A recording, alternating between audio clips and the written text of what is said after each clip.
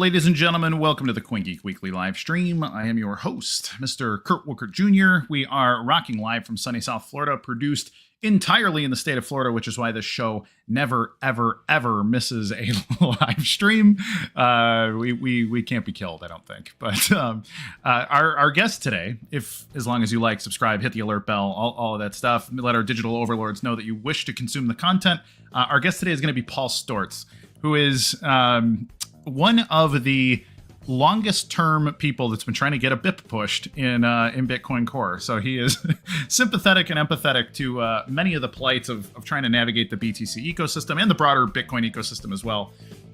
He is quite an interesting guy, always been friendly to talk. He's always been happy to hop on a good debate. And we kind of coordinated this over the last 4 or 5 days to talk about BIP 300, Drivechains, side chains in general, and then comparing that to L1 unbounded scaling, essentially the BSV model. So I expect to have a little bit of disagreement, but ultimately, two guys who don't hate each other and aren't going to need to be super toxic in order to get a point across. So should be a good time. Please fill the troll box here with questions, not trolling, but we will take good questions as long as they're relevant to the topic. And if they push the conversation forward, and by all means, feel free to just chit chat and argue with each other in there. If that happens, we'll ignore you, and you can have fun the way most of you like to have fun every week anyways. So it'll be a good time. I would like to thank our sponsors, Otherworldly TCG, the game that sends out a prize pack to one person every single week here on the CoinGeek Weekly Livestream. Check out Otherworldly TCG. And also Rock Wallet. Rock Wallet is the perennial, our longest term supporter. They give you the option to trade in wallet or have a completely non-custodial, self-sovereign access to your BTC, BCH, BSV, Ethereum, various stablecoins, and money, the newest stablecoin on the block, the only one that does not require you to use gas. So good times, everybody. Check out Rock Wallet and check out Otherworldly TCG. I have a feeling this episode's going to go long, so everybody, you may want to go for a little bathroom break while we run the Rock Wallet ad. And then we are going to start quickly here and get right into it. And so that's where we're at. Mr. Producer, let's roll the ad. We'll be right back.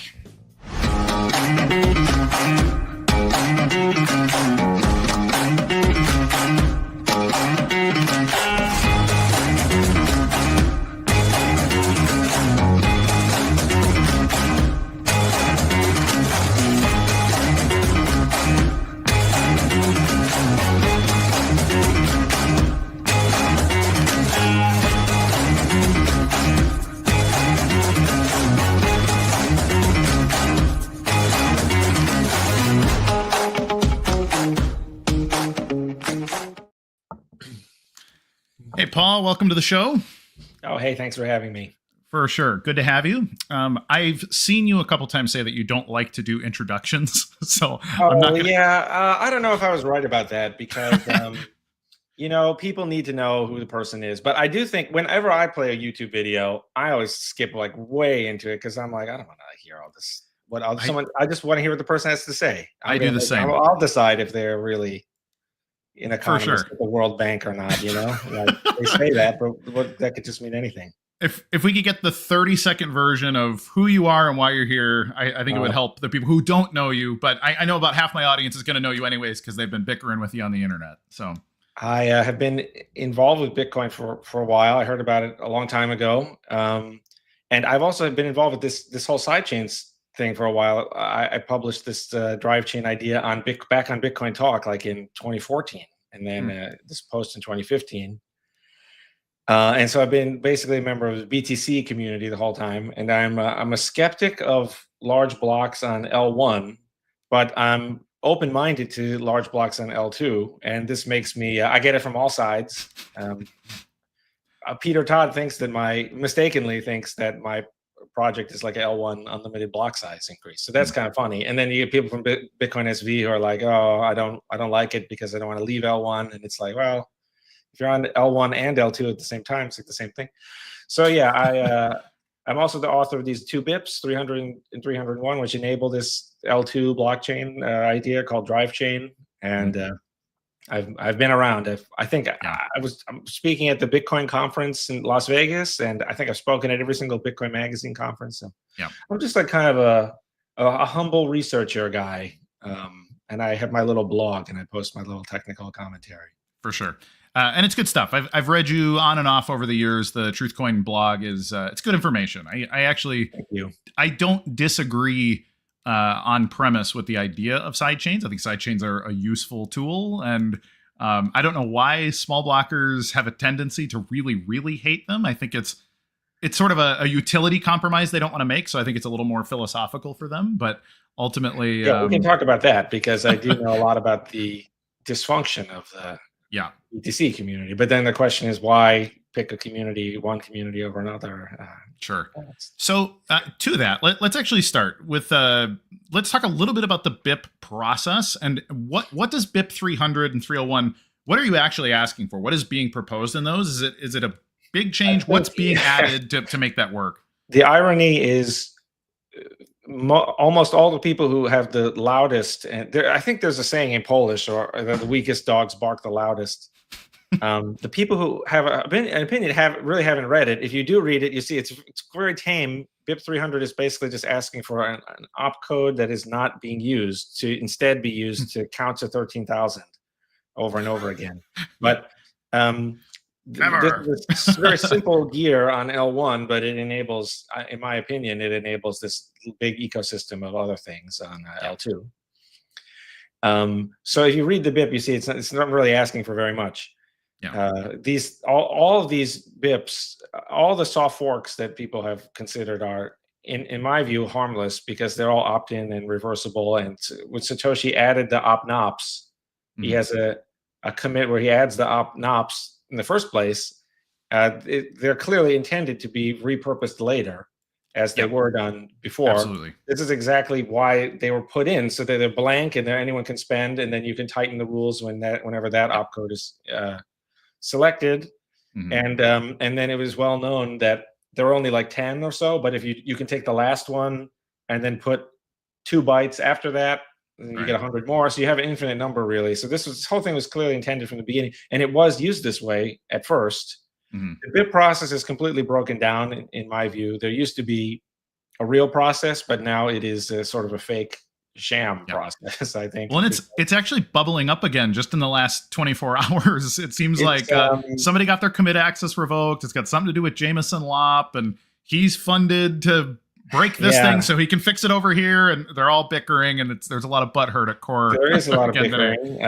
But one fact that I point out a lot, and I have a slide that I often use for this, is that you can look at the number of hard and soft forks over time, specifically the number of soft forks. There used to be an average of one every 6 months, even though the rate has declined enormously. It has slowed down.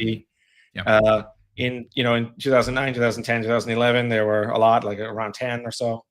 And then even in late 2015, there were 3, like in December, around the time of scaling 2.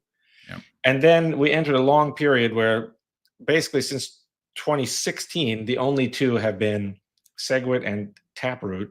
And SegWit took 26, I think, I can't remember if I'm remembering it exactly right, but I think it was 26 months from when it was first proposed and then coded and activated. And then Taproot was 40 months. January 2018, it was. So it's been slowing down more and more. And a lot of people believe that there will be a useful soft fork like right around the corner. But there is, like you could make the case that there will never be another software. If you just look at the graph, and if you just look at like, what does it mean that people argue? So, so the BIP process, it includes these soft fork things, but it also includes kind of other things about, like there's things like BIP 39 that are not even implemented in Bitcoin Core, even though they're implemented like literally everywhere else. Everywhere, on the planet. But like the Bitcoin Core wallet has kind of like, it went through like various weird stages, and now there's this other project BDK that is, I think, much more popular, but that obviously uses BIP 39. Then you have Samurai, which uses the BIP 42 to make Bitcoin transactions, but BIP 42 has this like Luke Dash Jr. stamp on it of like unanimously discouraged for implementation. It's like not supported officially, but Samurai actually does use it, so the whole thing is a bit. Yeah. So what's your take? I mean, just describing this, like we're already talking about a lot of malaise in Bitcoin Core, and I've been an advocate for a long time of opening up things, basically eliminating them from consensus, moving as many things as possible to like node policy settings, and then let it be a general purpose system where everybody can compete without like breaking the network. And it's sort of the set in stone ethos, or other people will call it ossification if they want to sound impressive to the rest of Twitter.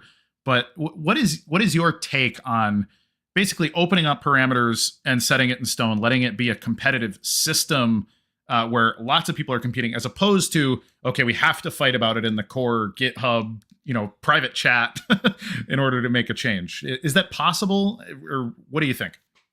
Yeah, competition is the one true God, so to speak. So it fixes everything.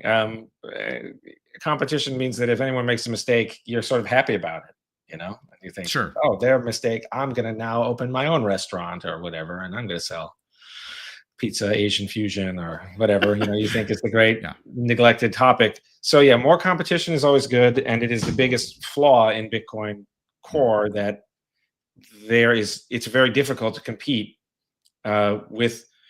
People have their other implementations. Luke has Bitcoin knots and etc. And there's the JavaScript node. There's kind of like these different things, but they have to all be on the same consensus network. So they have to process the same blocks. So they have to enforce the same rules. The Drivechain idea is an attempt to get away from that, where you can have a completely different piece of software that's basically sort of like an altcoin, but it's sending and receiving the BTC. Yeah. So I'm pro competition, and Bitcoin. I do interpret sort of Bitcoin Core's reluctance to enthusiastically back it as a kind of guild cult insularity thing, where they think we don't know, and there's a corrupt version and an incorrupt, and a virtuous version, which would be like the corrupt version is they get a lot of prestige and they have this job where there's no oversight and there's no one really who can compete with them and or even criticize them. And then the second interpretation would be like, they don't know what am I going to be responsible for? Am I going to be responsible for this endless list of stuff if we open this Pandora's box? So that's the idea.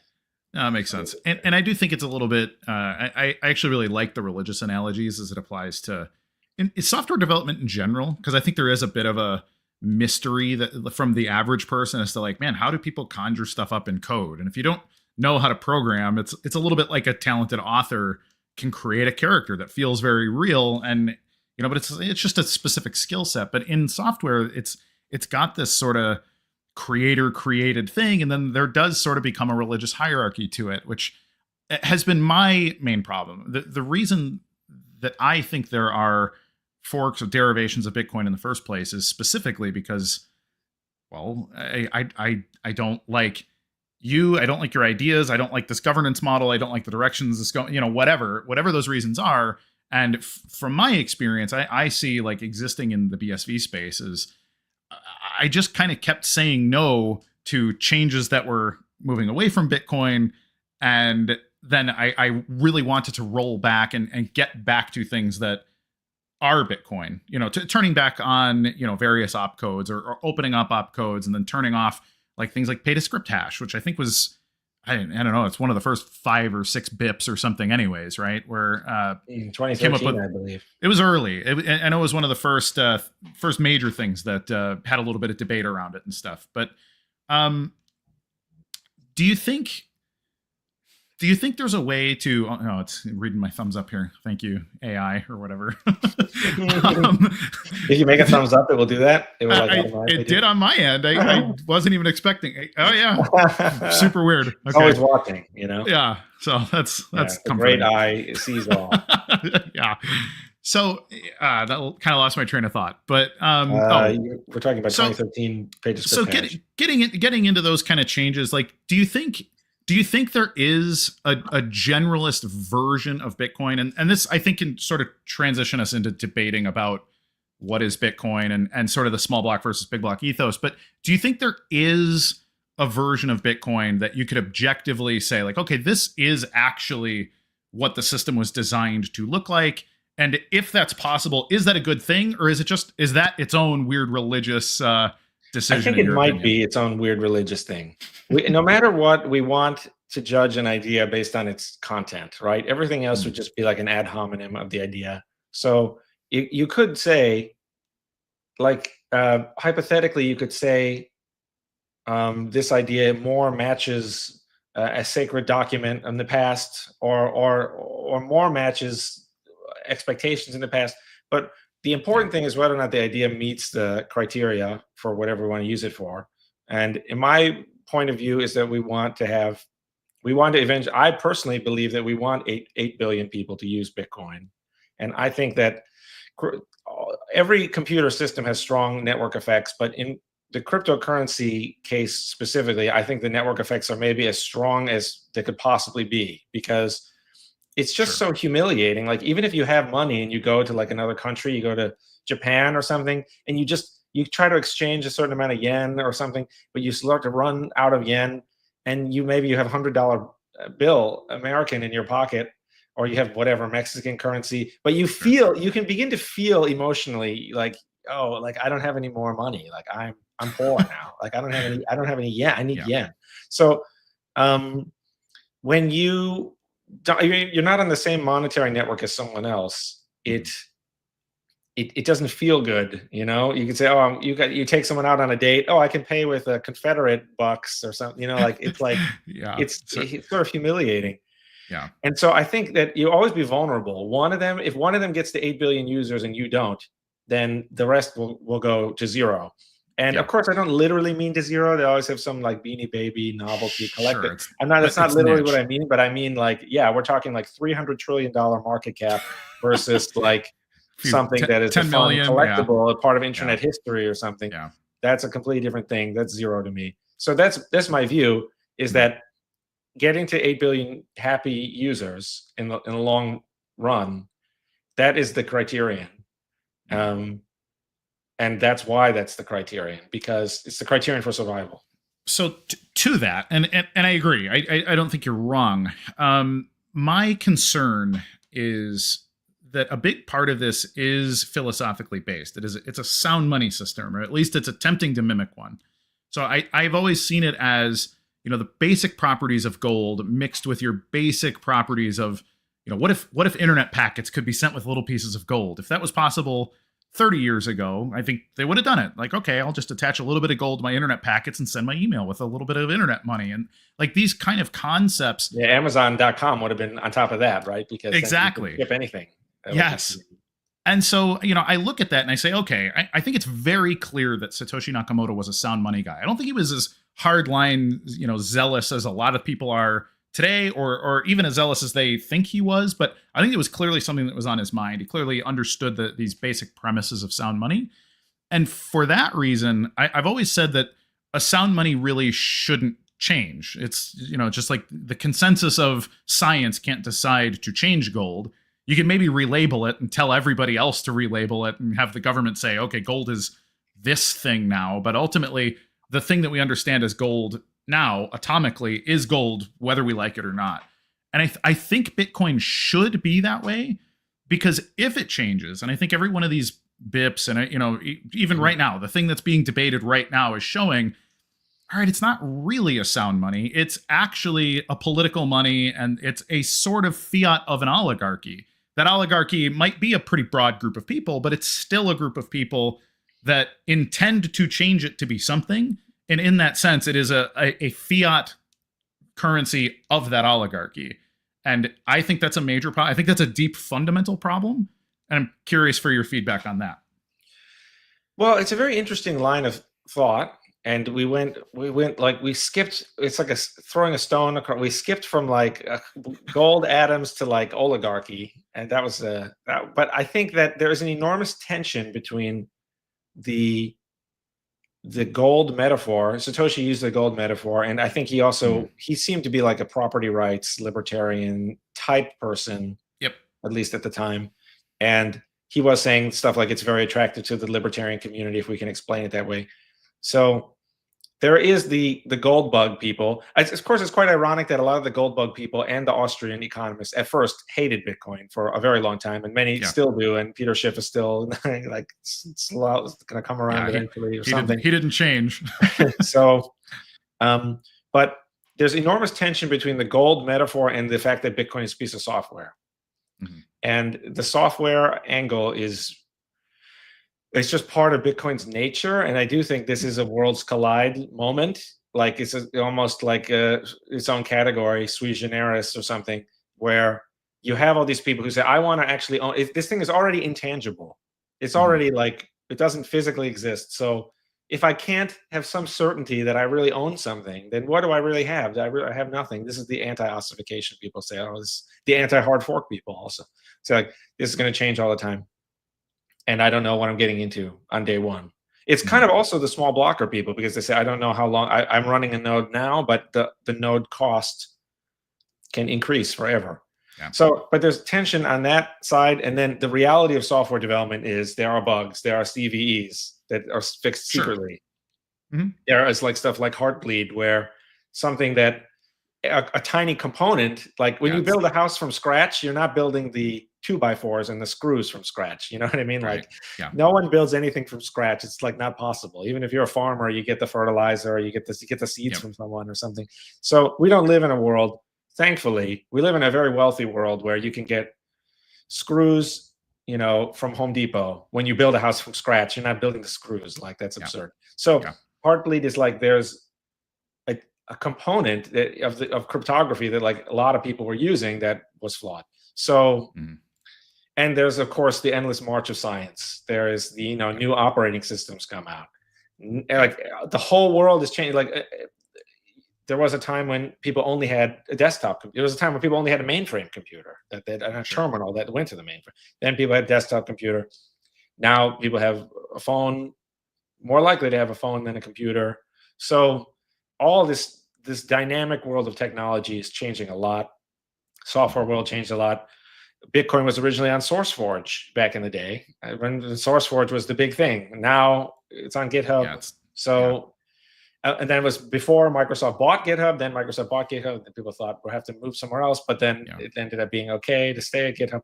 So the fact that Bitcoin is a piece of software entails all this this oligarchy of people who have to fix the CVEs secretly and then they must lie about what they're doing. And they say, this is a fix to improve matrix multiplication. Yeah, don't worry. And then it's like smuggled in there is like, oh, here's the thing that we fixed. Sometimes the fix actually breaks things. Matt Corallo is doing a trivial refactor to save like 1/millionths of a second or something. And that could have caused an inflation bug in any version that ran that software, although not the previous version. So that's part of the benefit of the soft fork, is you can stay on your old version versus the hard fork where you're pressured onto a new version. So you're completely right to point out that there's enormous tension between these two ideas, and people try to balance it the best that they can. And I think that I think BIP 300 is actually the best balance, would be to put this one thing in that lets you have more competing L2s, because then you have more creativity among people who can compete. And the L2s could even fail, or they could just be not popular and no one could use them. And that would be okay. Whereas, but it's very difficult to say objectively where the perfect line is. Right. And I don't think BTC does a perfect job, but that is very different from saying that inherently dooms the project. The bigger issue with leaving BTC is that you live by the fork, die by the fork. You leave BTC you leave the number one coin for something else, then maybe those people leave for something else. That's exactly what happened with Bitcoin SV, where Bitcoin Cash split off, and then Bitcoin SV split off of Bitcoin Cash, and then you had even Bitcoin ABC, which split off of BCH, and then it fractures the coalition, and that is very difficult, as I mentioned with the network effects before.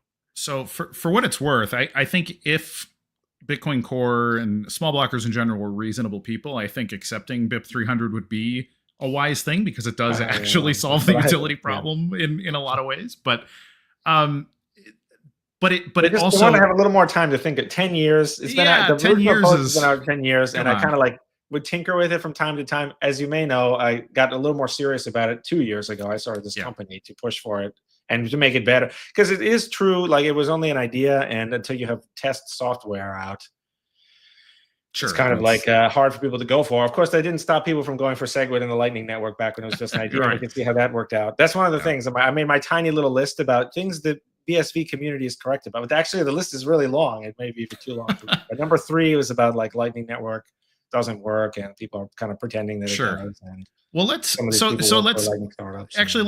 go over that, because I think like there are things about Bitcoin Core that I think are okay, and it's a funny thing because, like you mentioned, like CVEs, like handling 0-day exploits and things like that. Like, what else would you do? All your options are very bad. Like, your options are never change it and hope for the best, and then you're killed by heartbleed. And then or build up a secret cast of people that have PGP, send them encrypted message and have them fix it, and then lie to everyone about why, you should really upgrade to this because it has better font. And then for what it's worth, I think that's Satoshi had the alert key and that kind of thing. I think Satoshi actually envisioned, like, I'm gonna do a push message to the real node operators. As you know, there were a couple cases in 2009, 2010 where the network minted like 92 billion coins accidentally and whatever. They had to like release an emergency version.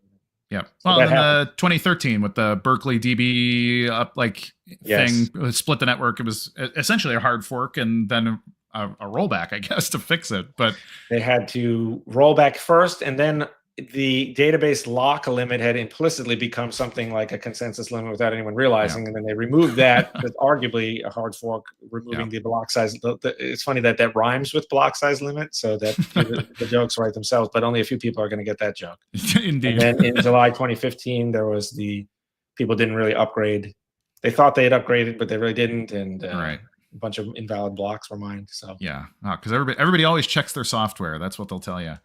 So part of it is that it's very opaque, right? So a layperson, it's extremely specialized. So even if you're a very good computer scientist and you're a great software engineer, you don't know like what other people are doing on their software project. So it's very different from like a plumber or something putting in. Even that is sort of specialized, where you would say, well, I don't know, did they do it wrong, or did I tell them to do the wrong thing, or did the code just knowing the code for a region is relevant too. Like I grew up in Chicago and now I live in South Florida, and like I've done building projects in both places, and it's like, it's very different building on sand than it is building on clay. And so there's a bunch of stuff like that you have to know by doing. So so it's very hard for a layperson under any circumstance to contradict a specialist. And then with software, it's just very opaque. You don't know if people want to do this and that, and it's hard to say. Like, this was also happening today with the op return. Peter Todd wants to remove it. I think that's correct, but then other people are saying people are in there hyperbolically saying on GitHub, this will kill the whole Bitcoin project and turn it into an altcoin. People have the same. They have the same. It's kind of like the reducto ad Hitlerium or whatever, where you just end up every argument online ends up with someone being accused of being Hitler. It's kind of like ultimately kill Bitcoin and make it an altcoin. I've heard that. If only I had a nickel for every time I heard that. Yeah. Well, and the fact of the matter is there is some truth to it. Like there are core principles of Bitcoin. So one of the things that you've said is, Bitcoin is software, and that always makes me wince, because I look at Bitcoin and I say, well, Bitcoin really is an idea about rule enforcement, and it's implemented in software, which is it's a nuanced issue, though. It's like, how good luck with the rules if they're not implemented anywhere. Well, correct. There's my thumb again. I got to turn that off. That's funny. But I've said with me when I did it. I have no idea. It might even be a local thing with my camera or something. But anyways, so my concern, like looking at Bitcoin and thinking of it purely as software, is if it's just software, then there is no fundamental thing that makes it Bitcoin. And then now you're having a political conversation about, like, well, the supply, the emission schedule, an abstract idea. Well, and what is that abstract idea? Is it the enforcement of, just the number of coins, or is it, script validation? Do the opcodes matter? Like, those are some pretty big opening conversations to fight for, 10 years in your circumstance. I mean, of course, like at the zoomed in level, the details are very specific and they do matter. Like if the software will really reject an opcode, if like opnop2 was nothing first and then it was check lock time verify, I think. So if you really break that rule, your block and you mine a block, it really will be rejected by the software. Yep, so that is the chicken and egg problem, I suppose, of like the principles versus the software. Yeah.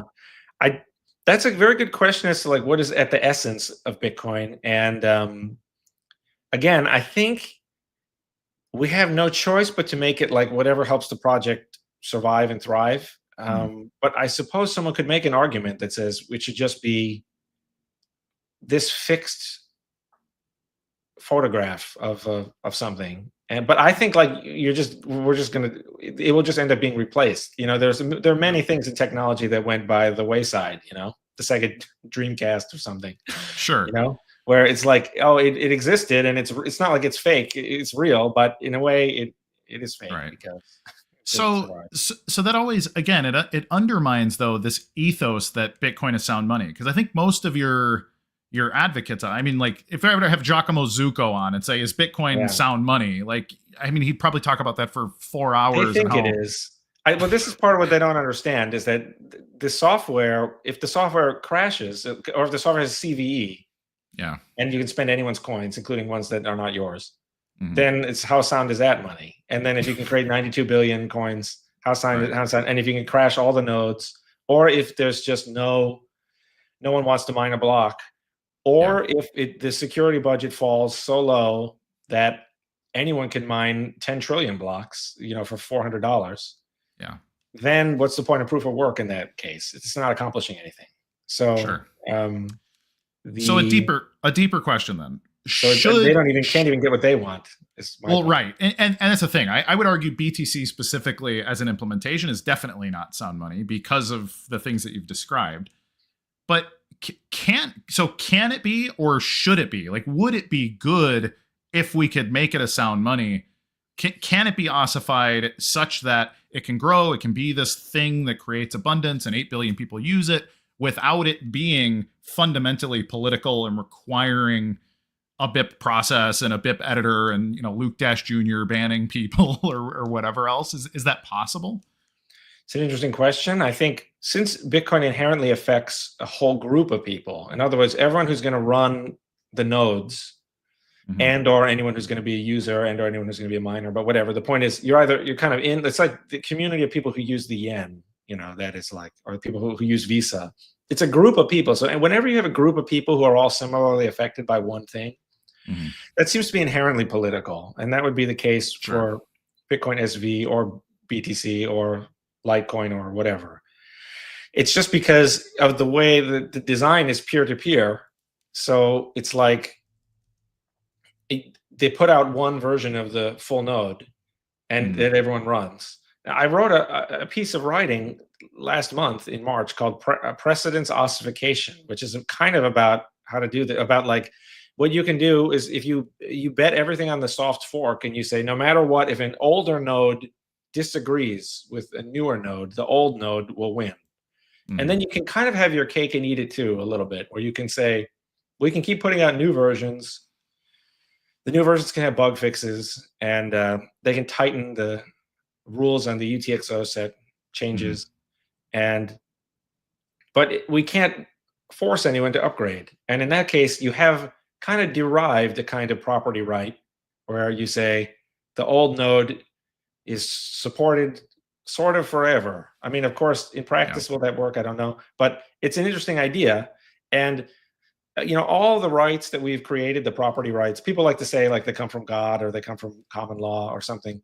That, I mean, maybe, but I think we kind of created them ex nihilo, right? Like we just human beings got together and they said, you know what?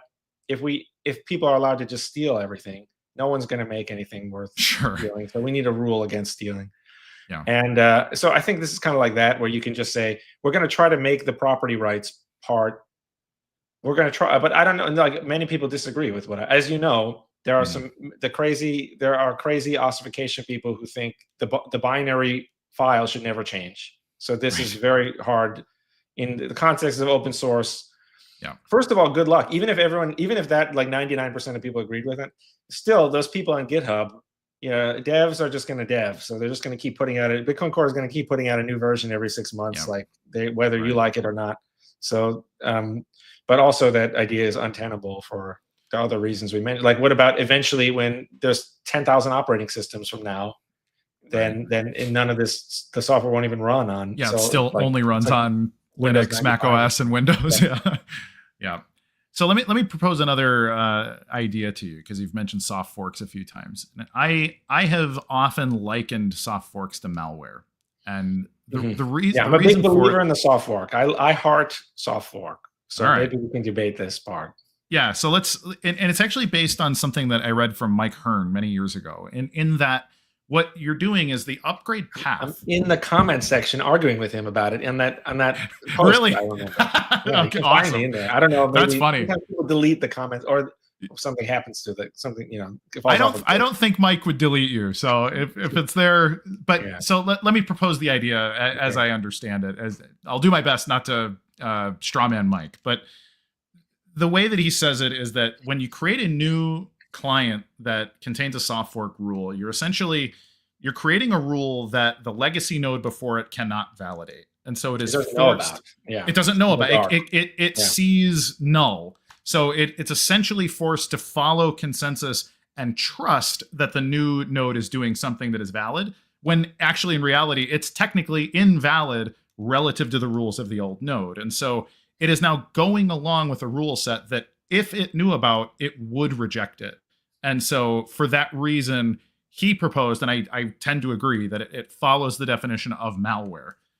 What do you think? Well, I kind of think you could flip that around and look at it upside down. So I kind of understand what you're saying, but there's the legal principle of like the volunteer can't claim injury or something, where it's like if you opt in, this is exactly what you're saying is not happening. But it's like if someone says, "Oh, I choose to run across the street when and I get hit by a car or something." That's a bad example because the pedestrian always has the right of way. So I don't know what I was thinking with that. But the point is, in China, if you say, like, you can. Okay, here's one example that's actually good. Where if you go to court and you say you want to represent yourself, and the judge will say, "I really don't think you should do that. That's a terrible idea." But then they'll say that you have to formally agree that you can't claim a mistrial on that basis later. So you have to say, "Listen, I know I'm signing up for this." So the point is, it's a thing that you have voluntarily resigned. So the point I'm trying to make is you have the opt-not. Let's take the case of opt-not2, which pre-soft fork was anyone can spend. So if the script interpreter sees opt-not2, it will just say that this is fine. And it will not throw an error just because it sees opt-not2. After the soft fork, it says if there's opt-not2, then the script interpreter will say it's fine unless such and such happens. And then it will throw an error, mark the transaction as invalid. And then since the transaction is invalid, the whole block that it's in is invalid. So that's after the soft fork. And so the idea is kind of like you were saying when you ran the version that said anyone can spend opt-not2, you were kind of saying, you were kind of voluntarily saying, "Oh, I don't care about opt-not2." But you kind of have, just a moment ago, you kind of have looked at it the other way, where you said, "Well, if you want to use opt-not2, you have to come and tell me first, and then I have to sign something and say I agree." Let's, for the sake of the discussion, opt-not2 was no operation, I think is what NOP is, if I recall. So it's essentially an empty opcode, as I understand it. And then I can't remember if it was NOP or NOP2 got repurposed in the CLTV. Yes, upgrade? I believe it was late 2015, and I believe it was opt-not2, and I believe it's check lock time verify. Okay, so if it got repurposed for check lock time verify, at what point would something using opt-not2 bin and anyone can spend? Would it have been, but not before the fork, but no, before. So yeah, before you could use it, and it would just like it would not achieve anything. It would just, because what you're trying to do is limit the spend case. What check lock time verified is kind of like post dating a check. This was all to help Lightning. So there's so many. There was many soft forks.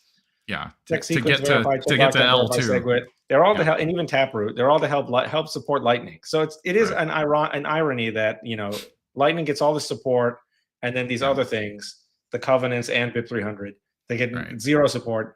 We gotta protect the sacred cow of Lightning. But the check lock time verify is like, it's kind of like this transaction cannot be included in a block until this block height, which is in the future.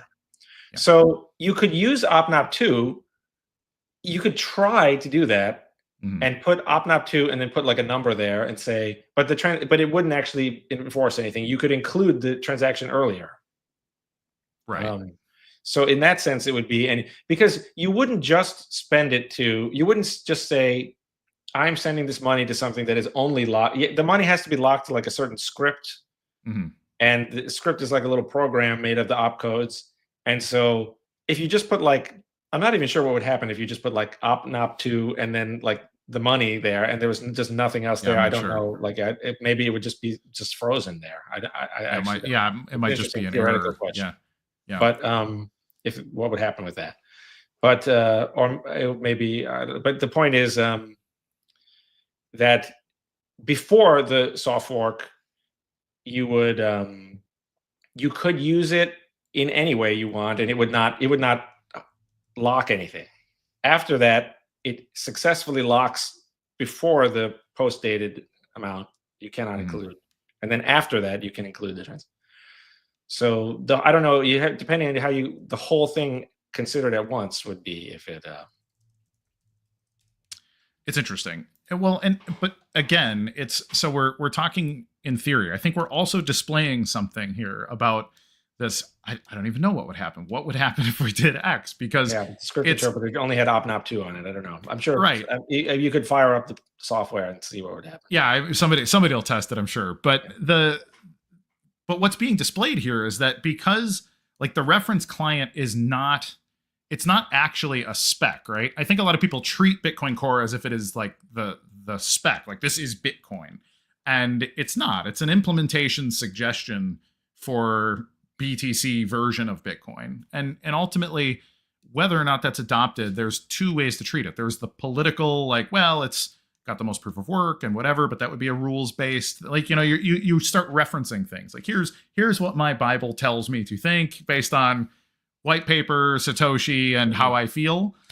And then you have the other variation where you could say, but is there a way to come up with an objective definition for, is this a Bitcoin thing? Like, is Bitcoin still Bitcoin if opnop2 is sort of undermined, frankly, to create this check lock time verify in order because we're talking further about undermine Bitcoin with Lightning Network at some point in the future. And like, it seems like a snowball problem, like where you're like, okay, we're now we're creating like a bigger and bigger problem that, down the road, which I think is clearly the case now. But this is why I'm a big fan of that set in stone, like general purpose rules, lock them down, but make it scalable from where you lock it down. Essentially, like let nodes compete, etc. Yeah, of course. But as I sort of mentioned before, the opnops were put in as blank, and they were supposed to be used later for something, that the future people decided that they wanted. So the claiming of opnop2 via soft fork, I think that was what was intended, the whole time. And of course, there are many opcodes in the whole set, and Satoshi put a ton in, some he took out later, some he kind of panicked, or I don't know that he panicked, but there was a case where one of them let you spend anyone's money, and then shortly after that, he disabled like a whole set of them. So it sort of seemed like he thought, well, maybe I only want to have a few of these, but then he put in this thing that let you add them back, basically. Right. And so I think that the opnop2, I don't really see that as undermining anything, right? Because your old node is still going to look at opnop2 and carefully consider, it's going to still go back to the book and look up, what does this mean? And what it's going to find in its old book is, this means whatever they put here, don't complain, just ignore it and say that it's fine. It'd be like if you worked at a bank and then they had the date on the check. They you had checks with no date, and then they added the date later, but at your branch it just says, just ignore that. That's something that's on the newer checks, and you don't have to look at that. So here's the thing: is you were working at a bank before that didn't even have the date field on the check. So in what sense was something undermined? It's now just a bunch of graffiti. It's a bunch of graffiti on the check that is meaningless to you, but it does mean something to the newer people. So it's an articulation of this principle of liberalism that we should, a lot different people want different things, and as long as I can swing my fist wherever I want, as long as it doesn't contact your face or something like that, the old idea of that, of like we need to maximize the freedom, except when the freedoms start to contradict each other, and then we have to come up with something. But this is pretty nice because the OPNAP 2, the old people still have exactly what they had before. Yeah. And the new people have something they wanted. But are we fixing the money? I mean, that's really, for me, I got into Bitcoin 12 years ago, 13 years ago, something now. And the big reason for that is I wanted to fix the money. I wanted people to stop tinkering with the damn money so that we could get payments worked out, savings worked out, financial vehicles worked out in a way that was open and public, and that I could trust that in 5 years or 50 years or 500 years that my smart contract that did my thing is still going to be validated on the network and all of that. It's like, right. And that's still my goal. But I feel like with this tinkering and this, like who knows what Bitcoin Core is even going to look like in 18 months. Now, like you said, maybe it's another 80 months until there's another BIP that gets pushed out. But in 100 years, like is that even possible? Are we still going there, or is that something that we should quit on as a goal or a value? Well, the question of whether or not something will still be here in 500 years, and also it's similarly as to whether or not it can compete with the banks, which is also, that's how I was interested in Bitcoin. Yeah. Bitcoin versus the banks. That was like that was popular around when I was learning about it. So I thought that this is gonna be great. Those questions are all related to, like, what your explanation is of how it will succeed. So if people think, oh, I want this, the small blockers, and I consider myself L1 small blocker.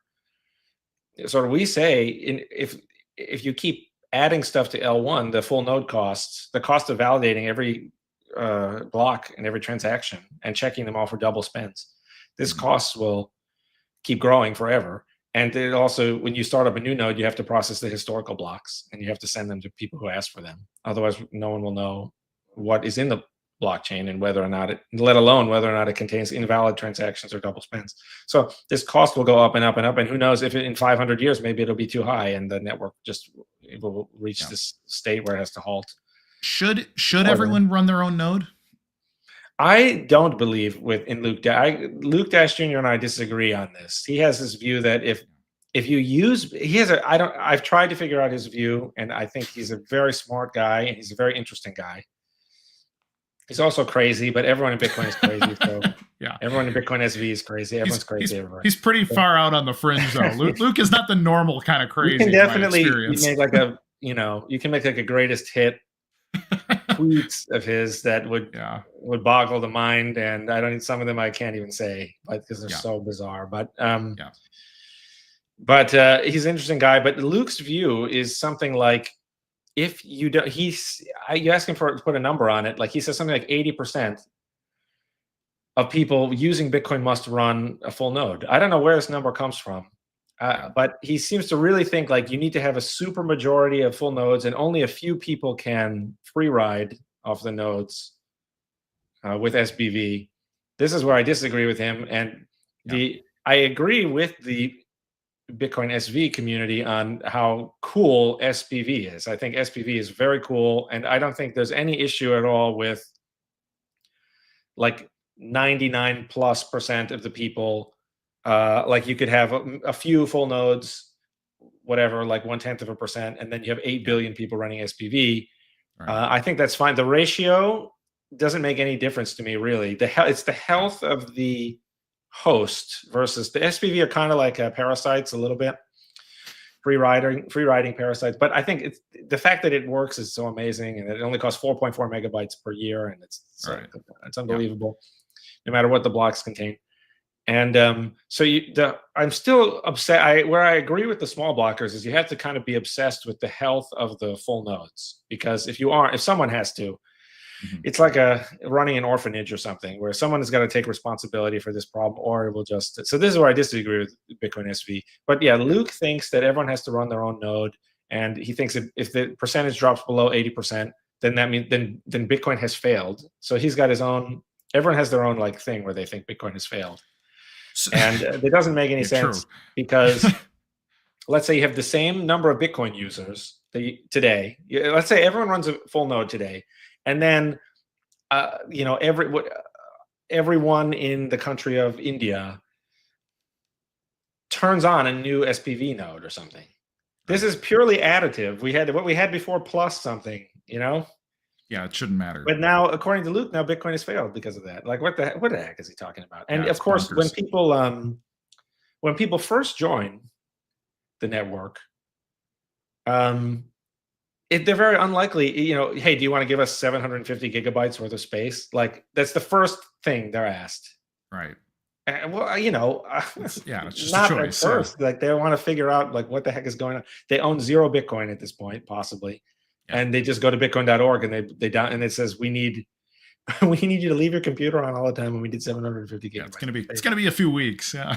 So they're gonna think like, the sync time is but people have to warm up to the idea. Is my point. So I don't understand why we wouldn't ramp people up by saying, and in fact, de facto, it happens anyway, whether or not Luke wants it or not, because what happens is people show up on Coinbase, they buy BTC on a website, they don't even have an SPV node, it's on Coinbase, and so that's their first, that's the real ramp up that we actually have, and then you have all these people who clearly don't.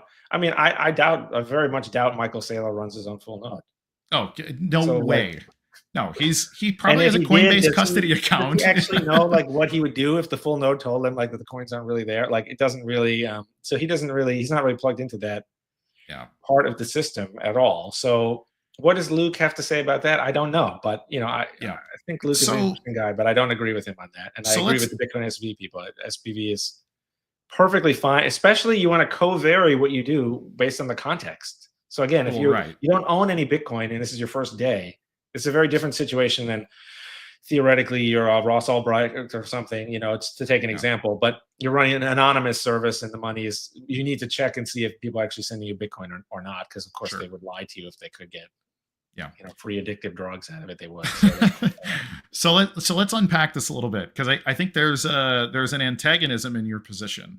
Like, if you agree that SPV is good, but you're concerned about the health of full nodes. I guess I would like you to define what you mean by the health of a full node. Like, why not have 5 gigabyte blocks? Like, why would that matter if it's a commercial entity that is providing proof of work and giving Merkle proofs and all this stuff that their blocks are valid? Why should it matter how big the blockchain is relative to you saying that a full node should be healthy? Well, this is exactly it. And this is the open question.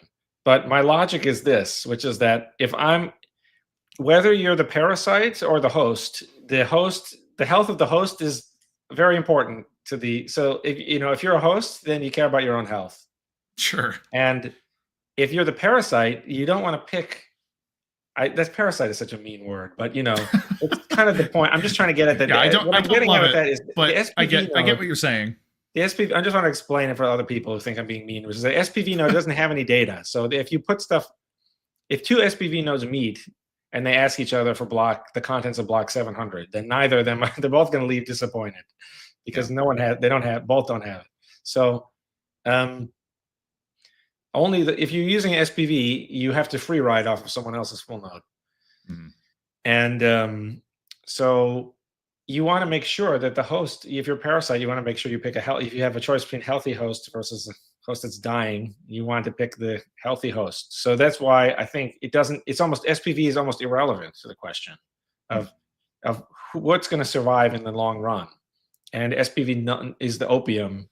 It's the Novocaine that it dulls the pain of the block size increase because you don't feel it because you're free riding. And in that way, it is a deception. But I do think if Bitcoin succeeds, 8 billion people will be using SPV.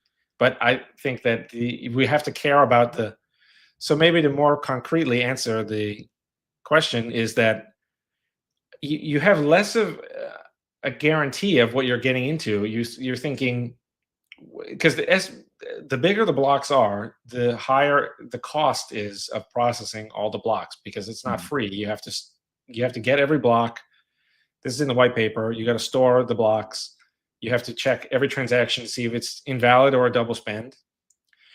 In a way, the only way you can check it as if it's a double spend is to know what all the previous spends are. Because if it conflicts with one of them, then it's a double spend. Yeah.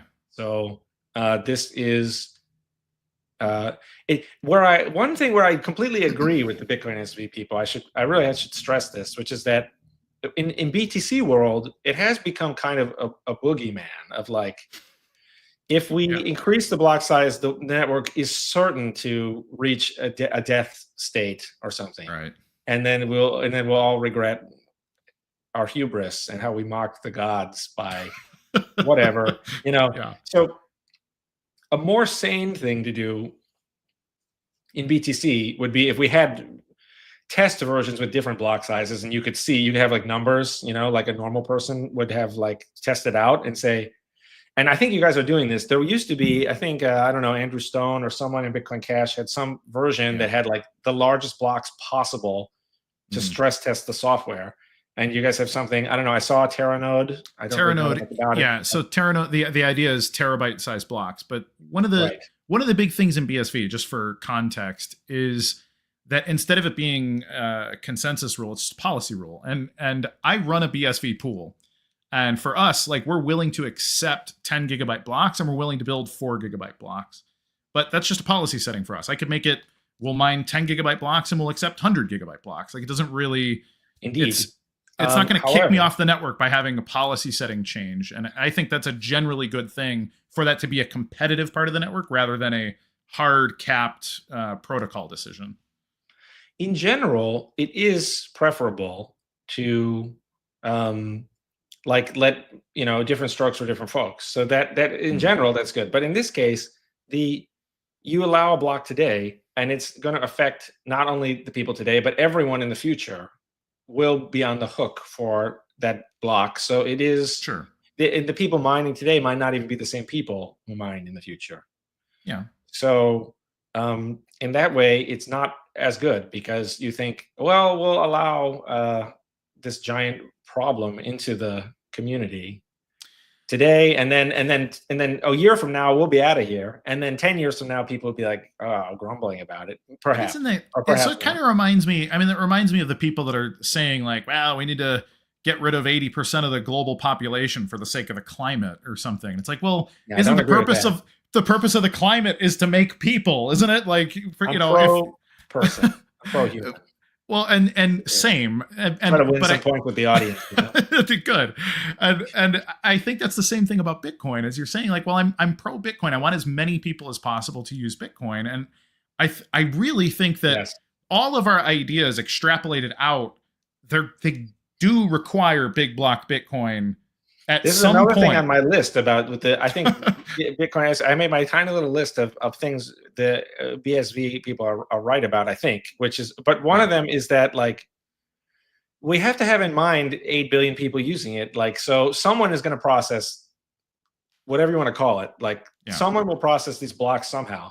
And I'm in favor of like chopping it up in this weird L2 like pyramid shape. But the point is, it's like, we have these other networks, Visa, Venmo, whatever, they can do it without bursting into flames. So they have some, like, it's not like it's not possible. The question is just like, what exactly are we comfortable with? And if we reach a world where everyone is using Bitcoin, then yes, there are. I tried to estimate it with some napkin math, but it's like there's 9 trillion transactions a year, basically. I tried to it's a complete guess, but I tried to figure it out honestly.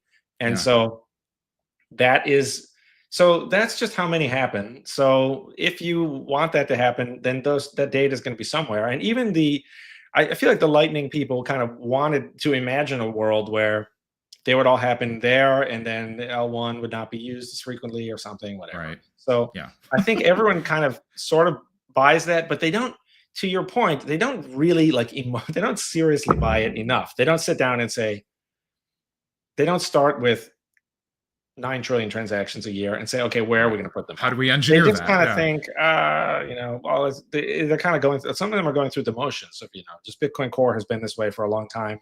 And they just think, well, we'll see. We'll make a bit. We're getting rich, so don't rock the boat too hard. I think that's part of it also. I mean, it's hard to, I've criticized Bitcoin Core a lot, and then I always have to say, well, it's hard to argue with the results though, because it's been the greatest performing asset in the history of capitalism, and it's like changed the world, and it made a lot of people angry, but those people couldn't do anything about it. So it's hard to get better than that. So it's hard to argue with the results.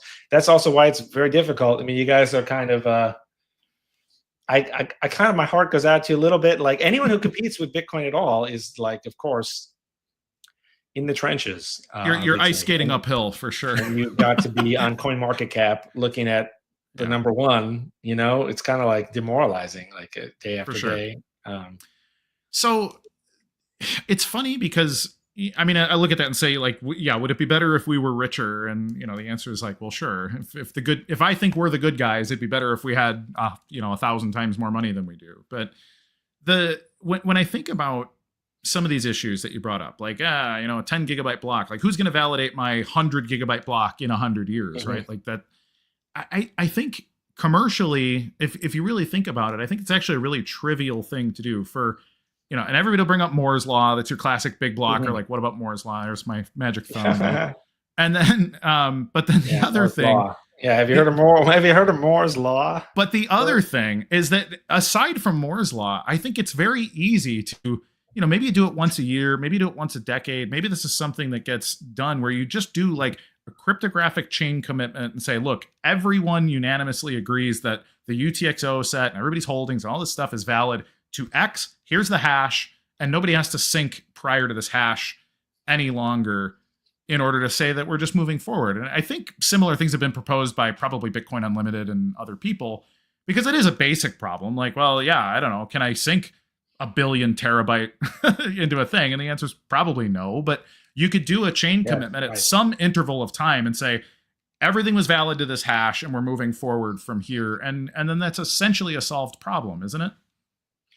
Well, I think that idea is a good idea, and partly it is done in Bitcoin Core, where there's something called the assume UTXO, and there's also assume valid, where it checks a lot of stuff, but checking the signature, which is the most computationally expensive, it doesn't do for like many, many years until only recently, and so that is a good idea, and it's also it would inherently happen with my Drivechain idea also, because the way Drivechain works is, basically, if there's a 6-month reorg, it is toast anyway. So you could kind of just say, if we put a UTXO commitment in the L2s, then you don't really need to sync because not for a different reason. This is because the L2 is slightly worse, slightly insecure, but it's kind of like it has this additional vulnerability of being vulnerable to 6-month reorgs. But because of that, because it's already completely toast if that happens, well, then now you might as well just only sync the last 6.5 months, because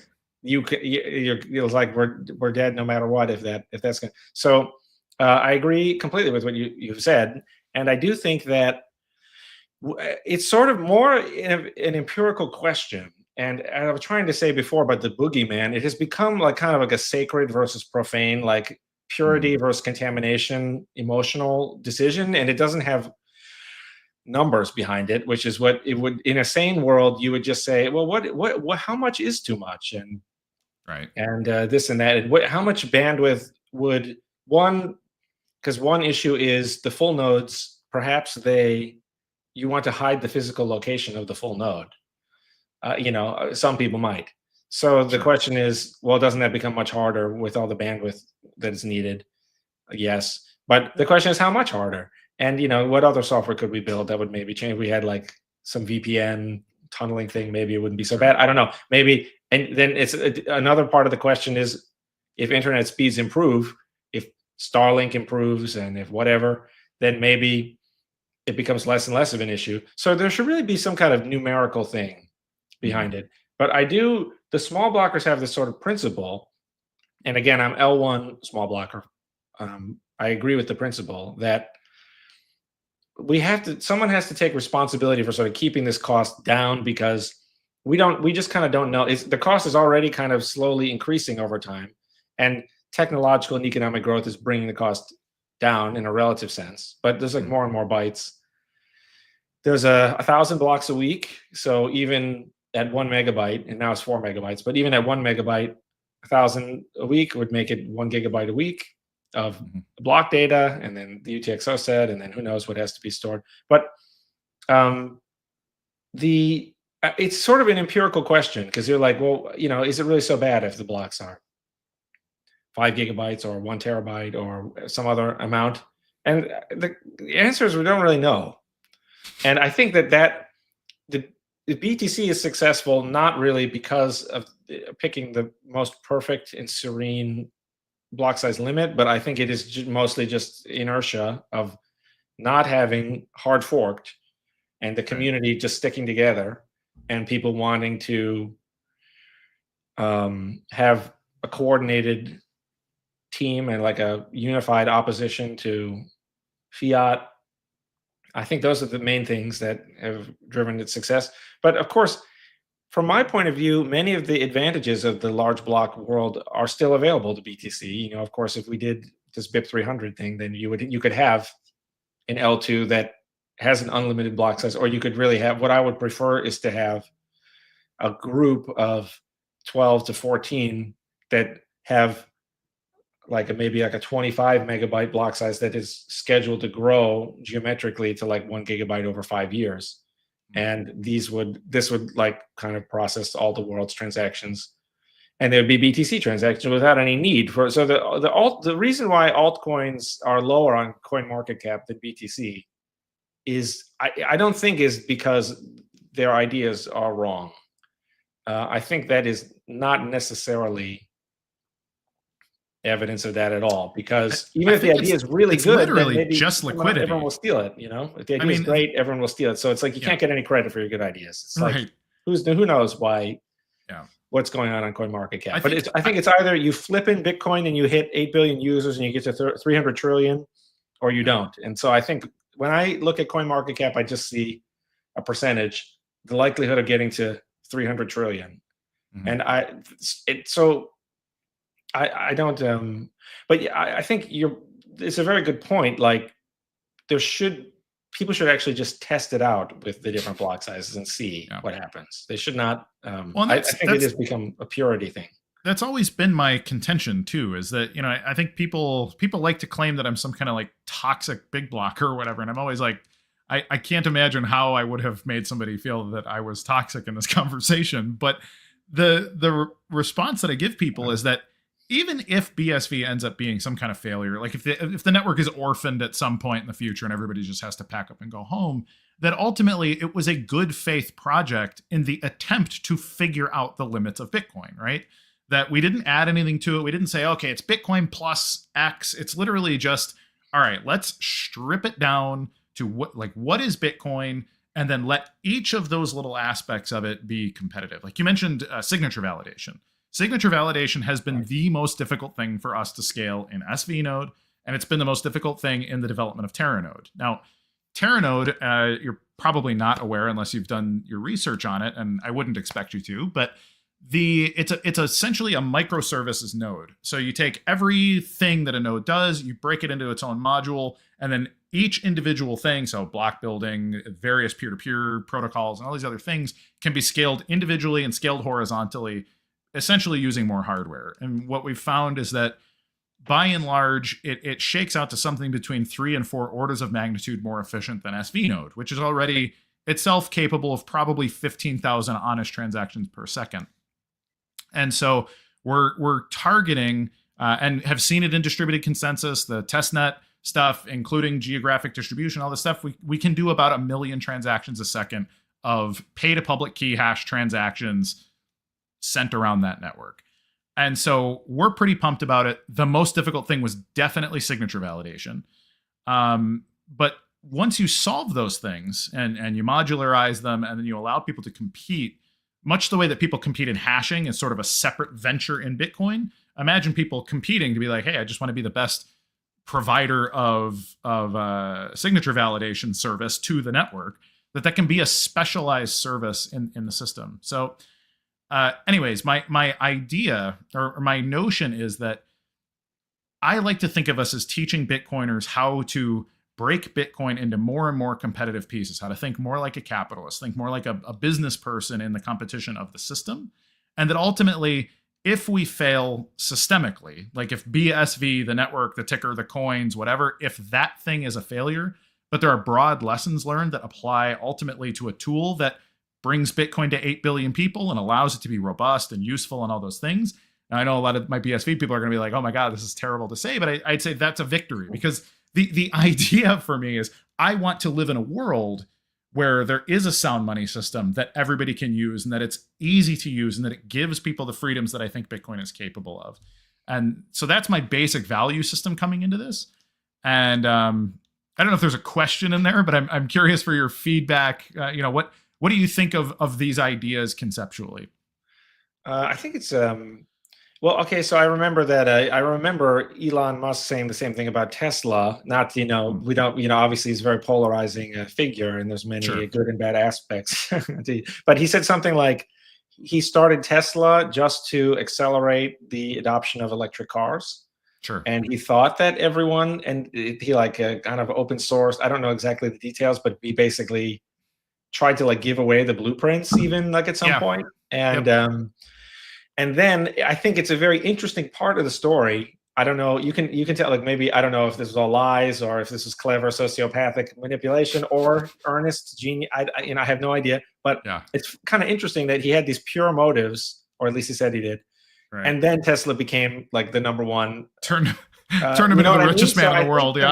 I wouldn't I wouldn't knock that necessarily, because you can see that the on paper, it does look like the altcoin. You would think, and this is what I always thought, is that any altcoin that invents something useful, it'll be open source, and then everyone will say, okay, this is a great idea, and we'll just add it to Bitcoin because Bitcoin's open source. That was like what everyone thought. Like that was my assumption for sure. Yeah. And so, but now you see, the issue is not like the problem is that people can't agree on if something's a good idea or not. You even have stuff like scaling that doesn't increase the L1 block size, or privacy features, Zcash, Monero, or whatever.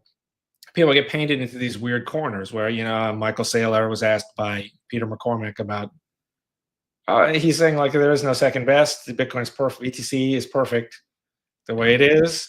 And then he gets asked a very simple question like, oh, what about people who do want more privacy in their transaction? Bitcoin, the transaction's public on the blockchain, and the sender and the receiver and the amount, or you can kind of go back and forth. And if you pay someone from a large UTXO, they know that you own the whole UTXO. Like, what about people who are, someone who's an activist or kind of, Edward Snowden or whatever?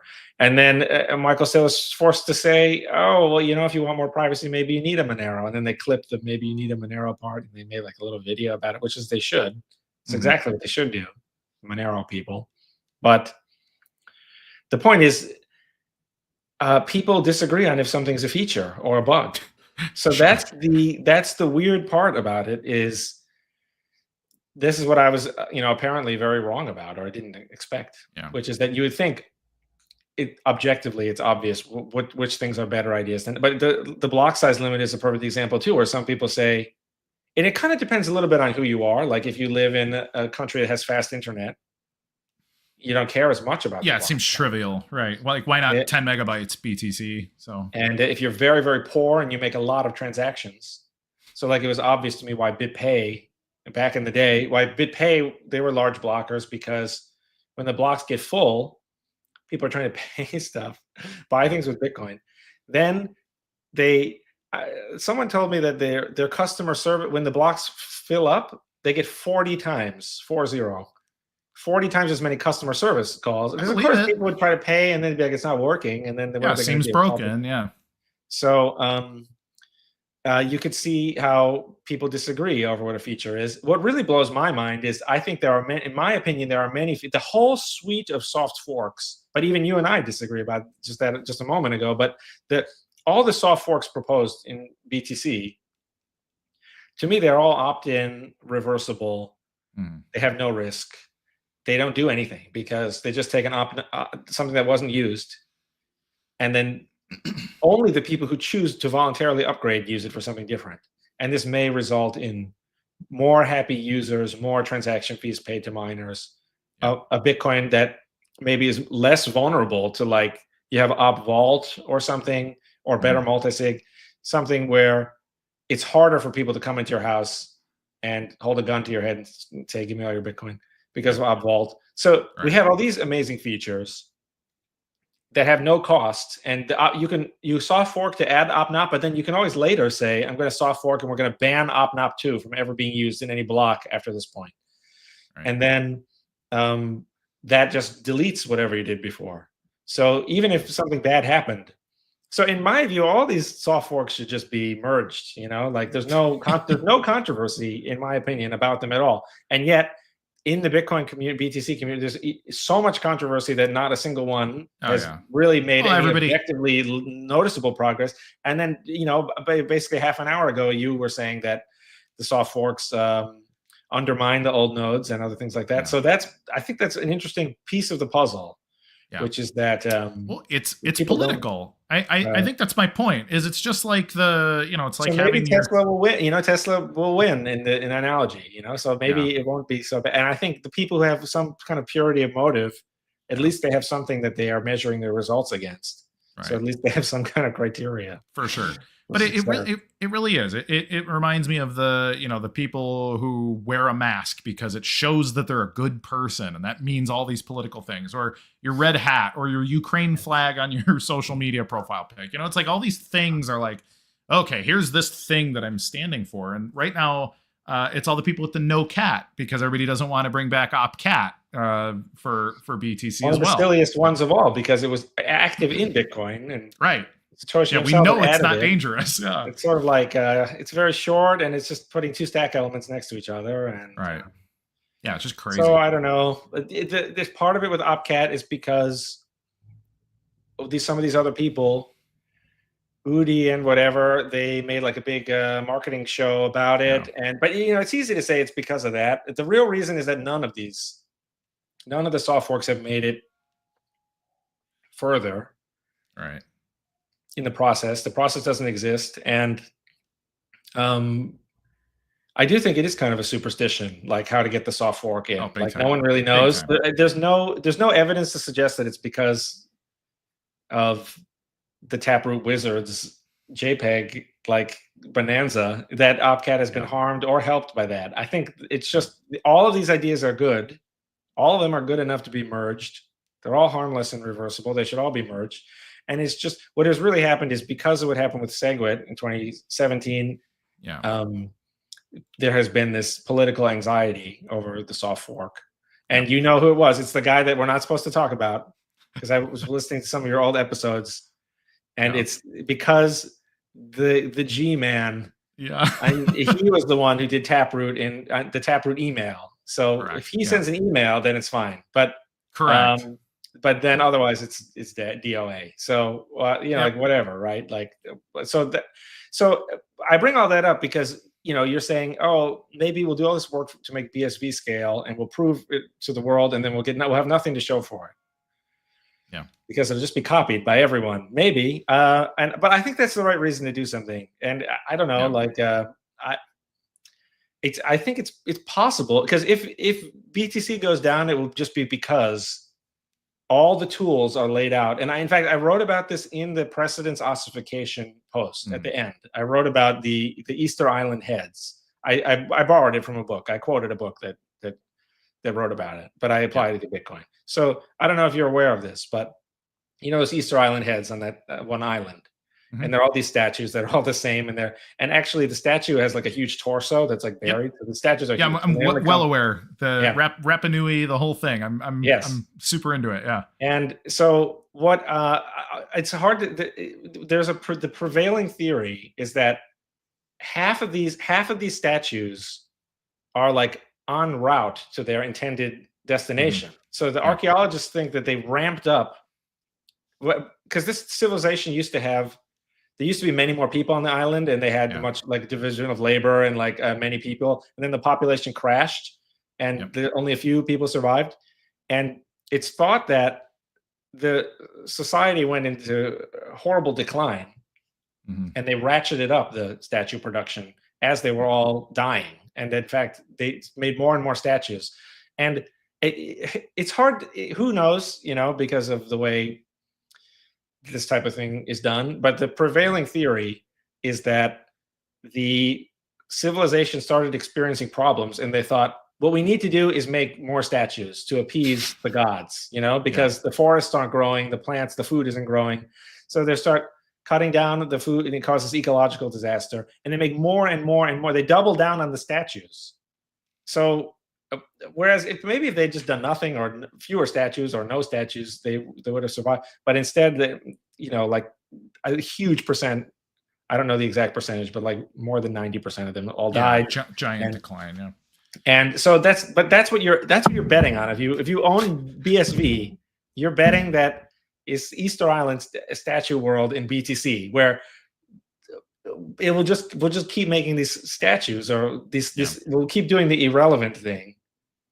The thing that is so stupid, which is like, and this basically Michael Saylor is he's the captain of the team to make BSV a success. So, right. in a weird way. So there you go. And that's how he's I see it. Chief Easter Island head, for real. So well, and that's what you're betting on. It's not the worst bet in the world. It's actually, I think that really defines it really well. Is I think the economics of BTC are so bad, especially as you extrapolate them out over, incoming halvenings and all, just the math that goes into it implies that there's a security budget problem. There's, various big problems that aren't being addressed because of the rhetoric. And I think at some point, if Bitcoin was ever a good idea, then something like BSV stands to take that mantle, because it's like, well, we really just tried to be the most Bitcoin. And while everybody else was trying to engineer some other outcome, we continued to try to scale this idea to be a good thing for as many people as possible. And so, and that's something I would own forever. Again, people tell me all the time, oh, Kurt, you're going to wear this like an albatross for the rest of your career. And I'm like, I'm super proud of everything that we've done. Yeah. And, I don't care. I'm happy to say I boldly stood against most people's ideas to fight for what I thought was good. I mean, I hate to bring up Craig but I think that's part of it is that, he's like suing people, and so it's very unpopular. Sure. And so then people think like, why, I think that's a part of the, it's the social part, which again is it's tangential. I treat it mostly as separate, but it's also fair. Like if your culture has some kind of thing about it that is problematic, it's like the same thing talking about Donald Trump. You can be like, the Department of Government Efficiency is a really good idea, but I also don't like, whatever, right? I don't like tariffs, or I don't like some other political thing, And so, you're unfortunately bundled up into groups like that. But I think, so we've been going about an hour and a half, and it's funny because I think the thing that has stood out is we agree a lot more than I assumed we would. I agree a lot of things. The key thing is the cost of the full node is unbounded with the unlimited block size. Sure. So if you could just show that even if it's really, really, really, really big, it won't actually cost that much, and you will still be able to download the blocks and stuff. Yeah. So I think that would be like the maximizing the chances of success. And of course, obviously you want to amplify the most ridiculous people in BTC world, and then it will become but like, who knows, because I do see like BTC is just like one. It's just like one BIP 300 away from all the altcoin technology being as an optional L2 of BTC. And then it's like, what would stop it then? Because it can scale to 8 billion people and have Zcash privacy. But notice that what objective progress has BIP 300 really made, like over the last 10 years? It's very hard to say. I mean, I have made all the software, and I've answered people's questions, but it's kind of like this thing is sitting right in front of them, and they're not going for that.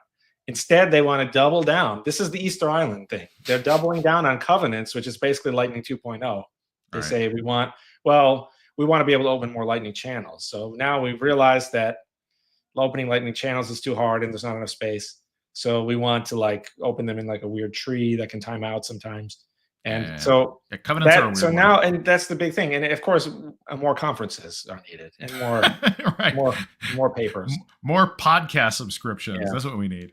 So, it's funny. And to answer your question about nodes, I can see Alex Favel, one of our frequent listeners, responding and saying, like, yeah, cost is a concern, but it doesn't address ROI. Like if you're making revenue based on that, like if you have a terabyte size block has a lot of fees in it. It allows me to then, hey, here's my archival node. I've got it backed up in 12 places. It can be your seed node and, whatever. There's a lot of things, Indeed. but then, but so I see that as a solved problem, because if it's bigger, if the blocks are that big, they are full of money, and we have a lot of money to either engineer a solution or just economically say, you know what, if it costs me $10 million to sync another node, fine. Like, it is a projection how much revenue will come in, what the costs will be. If someone wants to sync a node, they will not necessarily get. So the only one who gets the revenue is the one who mined the block. So, and then even the miners, even if we live in a world where only the miners are nodes, which I know is the preferred BSV phrase to say. It's the basic premise. Yeah. So like in the future, those miners will have to download the historical blocks in order to know how to mine. So it's a cost that they'll have to pay. All those past blocks, they're not getting the revenue for. So it's still a projection as to like whether or not one line on a graph crosses another line. Yeah. And the fact, I do think it's like a programmer thing also, where programmers like stuff to be like very tightly, like artistically spelled out. But when it's unlimited, it's kind of like, well, then what happens if it hits infinity? Then see, that's when it does become like kind of like a boogeyman. But that is kind of still the heart of the matter, though, which is that the cost will go up and up and up. The cost is paid to people who do not necessarily receive the revenue. These are people who have to sync the node later. So you can say certain this time window and checkpoints, and that's where I think it's a good thing, because when you actually have the working piece of software, you say, here's our demo software, or here's our actual real life demonstration demo, either way. You say, here is what it cost us, in 2025. And here we're pushing the envelope every day. So this is what we think we can do, like 2 months from now. We'll change the software, we'll parallelize everything, or we can get it to run, like can you imagine if you like an NVIDIA thing that like verifies signatures or something? Like I don't think that's, but you have no idea. Like the difference for what it's worth, I think that's part of the solution for a specialized chip that does like an ASIC for signature validation. Yep. And then it turns out that that's less expensive than people thought. Mm-hmm. And you can now, thanks to the hardware world, you can do 10,000x what you thought. Right. The difference between the graphics, the CPU's graphics and the GPU's graphics is like whatever. Like, I don't know, but it's really, really high. It's a big jump. Yeah. Yeah. So, so in that case, it would all become more concrete. I think part of the unlimited thing would make people just kind of shrug and say, well, then I don't know what to think about it. And so then I don't know what my conclusion is. It sounds fanciful. Yeah. And I get that. I think it's very interesting the way, there was like BTC and then there was Bitcoin Cash, BCH, BTC. And it was kind of like Bitcoin Cash is the large block version, and then BTC is the small block version. They had a very clear brand positioning. Yeah. And then when Bitcoin SV came out, I kind of shed a tear for BCH, I kind of had like, because now they had, those people who had to say like, like it's like being crushed by like a military pincer move or something. Well, exactly. And so it's kind of like it's the worst place to be. BTC, they're so crazy, they're small blockers. Oh, but then why not have really, really, really big blocks? And then they're like, well, sometimes the block size can be too big. Yeah. And it's kind of like, oh no, like I kind of Goldilocks. felt bad for them.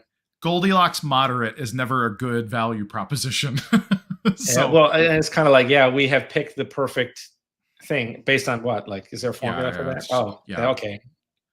Well, and so that's the thing. So let me address some of those points. Like, again, I think when we talk about network design, engineering, topology, and these kind of things, like, first of all, you can just download the UTXO set and headers and just mine with that, which is itself, some infinitesimally small variation of running the full client.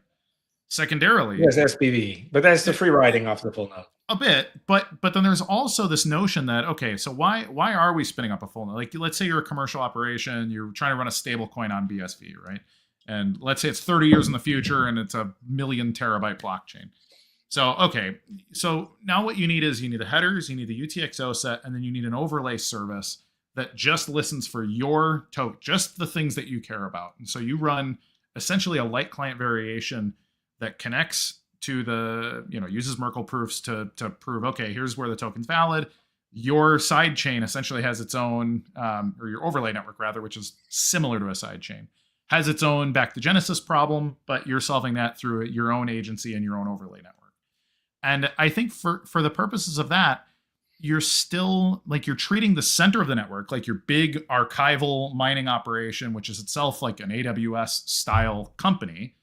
And then you're running your company, which is just like any other, commercial services application. Like, it's maybe you rent cloud compute, maybe you got some on-prem stuff. Like, it's a pretty big operation, but it doesn't need to be Goliath. Like, you don't need to ingest that whole blockchain. And so I still see that as not really a problem, because somebody like Amazon, let's say Amazon right now decided, okay, maybe we want to start a BSV node and use it for whatever. Like, AWS would not have a problem syncing the blockchain or whatever. I don't think they'd have a problem doing it in 20 years either.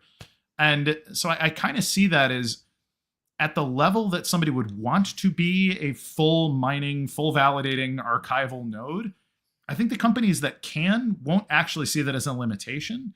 And I don't think it's necessarily bad if there's only 12 or 20 or 50 companies on Earth that can run the full archival copy, because as long as they're geographically distributed, the only thing that we're trying to actually solve for is security. Like, decentralization is not a goal in and of itself. Decentralization is a leg under security, right? And so for that reason, I just don't see why an unbounded block size would ever really be a problem ever. I just don't see it. Given an example where it's so expensive that only 20 or 30 people run the full node. But I mean, cost, this is based on a kind of an explanation, this is like this whole worldview behind it. Like, maybe it would be so expensive that 0 people can run, or it could be some other number, it could be any number. So I think that is, what you're really saying is, we can confidently project that the cost will not be above a certain, and that also there are these other considerations about, can I hide the physical location of the node, behind Tor and stuff. I don't want to like make it about Tor, but I do think people, sure, there's more to cost than just adding up a bunch of stuff like on Amazon and shipping it to your house. Yeah. There's like the ongoing cost, and there's whatever. So there's the cost is a multi-dimensional thing. Mm-hmm. And the cost could be any number. It's not like it has to stop at 30, like it could be 29, or it could be some other number. So, so with respect to like only having a subset of the data, mm-hmm, you can kind of do this in reverse with BTC, where you can say the core is, we have SPV, and then you have the core is the 1 megabyte, now 4 megabyte. Yeah. Core, and then if you want anything else, and this is kind of how BIP300 works, where it's like you have a whole nother block, mm-hmm, somewhere else that could be its own size of whatever you want, and you hash that, and then you have another Merkle tree, you hash all that, and this just ends up as 32 bytes, mm-hmm, in the BTC blockchain. So with those 32 bytes, you have a sort of unlimited size, like overlay, like in reverse, instead of a subset is a superset. Right. So you could do that, and then it's just the question of which bytes are mandatory. But that is why this is the core problem of BSV, which is that all the bytes are mandatory for the full node, because it's part of the rules that you have to check every transaction for being invalid or double spend. This is like part of the software in the white paper. And it's also, if a node requests a block, if someone says, here's the blockchain, and I need block, 700,002. Mm-hmm. And if it can't find the block, then it will just say, well, then I'll just assume it's invalid. And it will say, and if you say that you have that block, and you say the hash is this and the header is this, but then it won't give you the block, then the nodes will ban each other and they'll hate each other. And so, and that there is a very good reason for that, which is because the whole point of the node in the first place is that you have something that has been cleansed of double spends. Right. And so that is the heart of the matter, which is that the node is defined as the thing that downloads all the. So it is all managed. This is where the BSV people equivocate on this point. This is very weak because they say, in one sense, the block size is unlimited and we can put whatever we want. And then they say, we're not responsible for that because of SPV. But that's having it the wrong way around. So here's how I see it. I see it as, if block 700,002 was mined, we can see who mined it. We have the header, we have the Merkle proof, we have, the fact that it was done with valid proof of work. I see that as a done deal. Like everything that should have been done was done at some point and people have been building from it. Like, I think that that's the actual signaling mechanism of proof of work. I don't think proof of work is about, the security budget and it has to be X amount more than the price and blah, blah, blah. I think that's a little part of it. But I think what it actually is it's essentially your stamp of promise at any given point to say, like, you know what? Somebody worked really hard and put a lot of money into mining that damn block. And nobody orphaned them. And nobody said it should be orphaned. And nobody signaled that it was bad in any way at that point or any point after it. Like, people kept building and building and building on it. And so for all intents and purposes, I really just think that doesn't matter. I think it's a null point that you can pick whatever block is the oldest block that you can grab and just go from there. Because if that's not the case, I don't see a reason why Satoshi would have used like Merkle trees at all or proof of work at all if that was not, there's my magic thumb again. if that was not supposed to be like what that indicated. It just seems very obvious to me. Well, it's in the code for BTC and Bitcoin SV, last time I checked, that if the block is requested and it can't be found, it is marked as invalid, because it's only going to mark the ones as valid that have been purged of double spends. So you could, it's plausible that someone would design a different system that is entirely proof of work driven. And it says, we pass no judgment on what this block contains. It may contain double spends. It may contain invalid transactions. It may contain anything. It may contain nothing. And but we know that the hash, we know that it contains some stuff that hashes to this Merkle tree root, even though we don't know what it is, but something does. So, or someone said that something did at some point. So you could do that. But part of my argument, though, is that if that's the attitude you're going to take, you can already do that on BTC. You can just say, here's the part that's mandatory, and here is the part that no one is checking, which would be like open timestamps.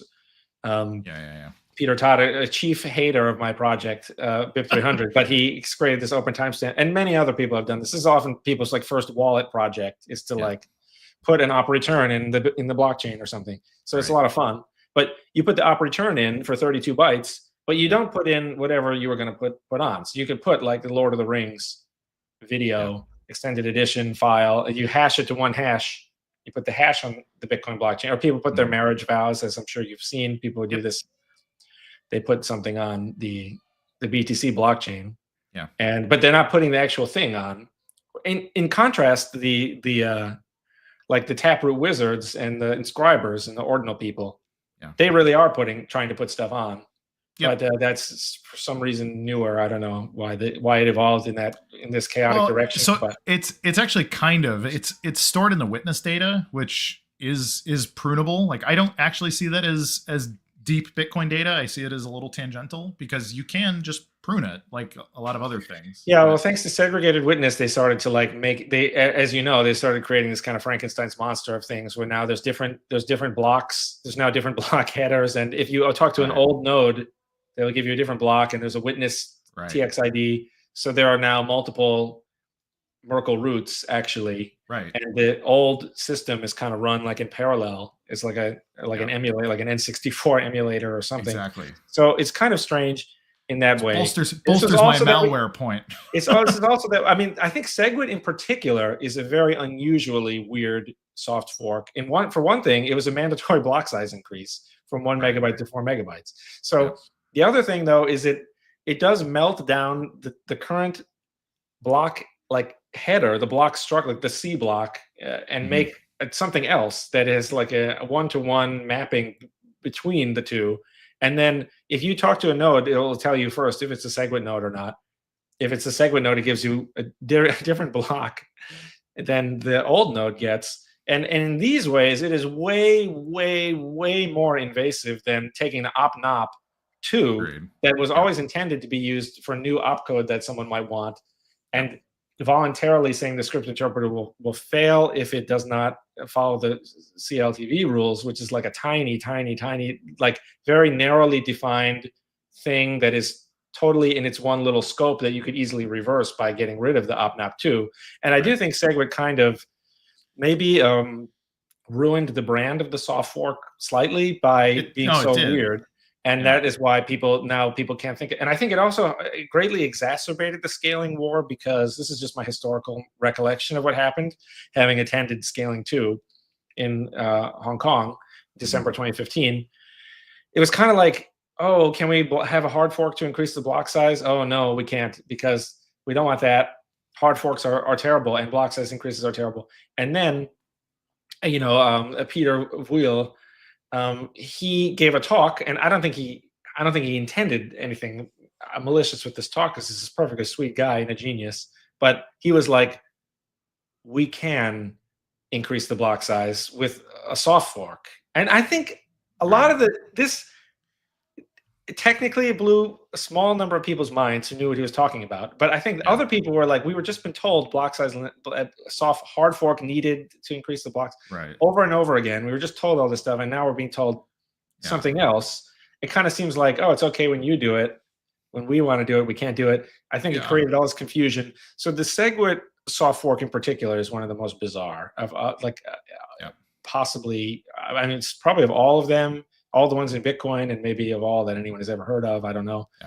It's just kind of very strange. Well, it created some permanent scars for sure. And I mean, it's still a problem in a lot of ways on all variants too. It's the Bitcoin cashers and the BSV people. But it gave us Lightning. We needed it for Lightning. So. Yeah.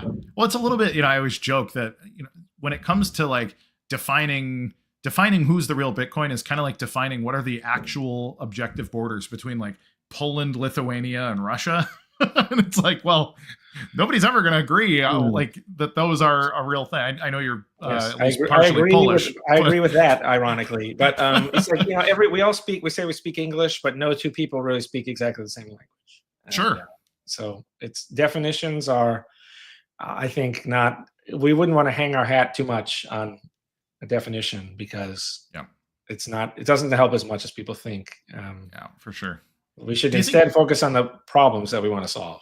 No, I agree completely. If we start with like values, and then here's a goal, and then like let everybody compete to the goal, I think that's a good thing. Yeah, and to the Teranode point, how I would ask the skeptics of that type of thing, how serious are you in your critique of that? If you're not like, because the serious thing to do is build something and then test it against the real world, using like science. This is like the scientific method or whatever. So it's like, if you're serious, if you say, oh, I think there are moons around Jupiter, and then someone says, I don't think so. But then you have 500 people say yes, 500 people say no. And only one of them builds a telescope that is capable of locating Jupiter in the sky and looking for moons that might be around it. Then that person is the serious person, and everyone else is fake. And so to explore it honestly would be to like create the software and measure it and get numbers. And that is what BTC should do, that just to figure out like what could the block size theoretically be on the off chance that anyone ever wanted to do, or how important is, or should the block size be smaller? Many people, Luke Dash Jr.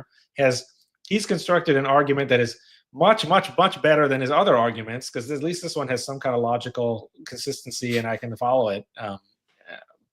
Maybe the problem's mine, I don't know, but he has an argument for why there should be 350 kilobyte blocks instead of 1 megabyte. And of course, he, as you can tell, he is not happy with the 4 megabyte increase. But I don't know. I think I went on a kind of a tangent because you were saying that witness can be pruned or something. But it can't be pruned from the. This is like, I think that's just kind of a distraction. But technically, so if everybody pruned that witness data, then your Taproot wizards would be gone. Like that is a fact of reality. It depends kind of on how you would do it, because the witness data is still there. If you run the SegWit node and you ask for it, it will give you the transactions and all the witnesses, and and it'll make its other witness transaction ID and all this other stuff. So even if everybody's purged it from their database, where would it come from? Well, I think that's a separate issue of can everyone prune, like what is prunable in BTC? So as I said, if you request the old block data, someone has to give it to you. Otherwise, the network will fork at that point, because all the new nodes will just decide, well, I don't know what this is.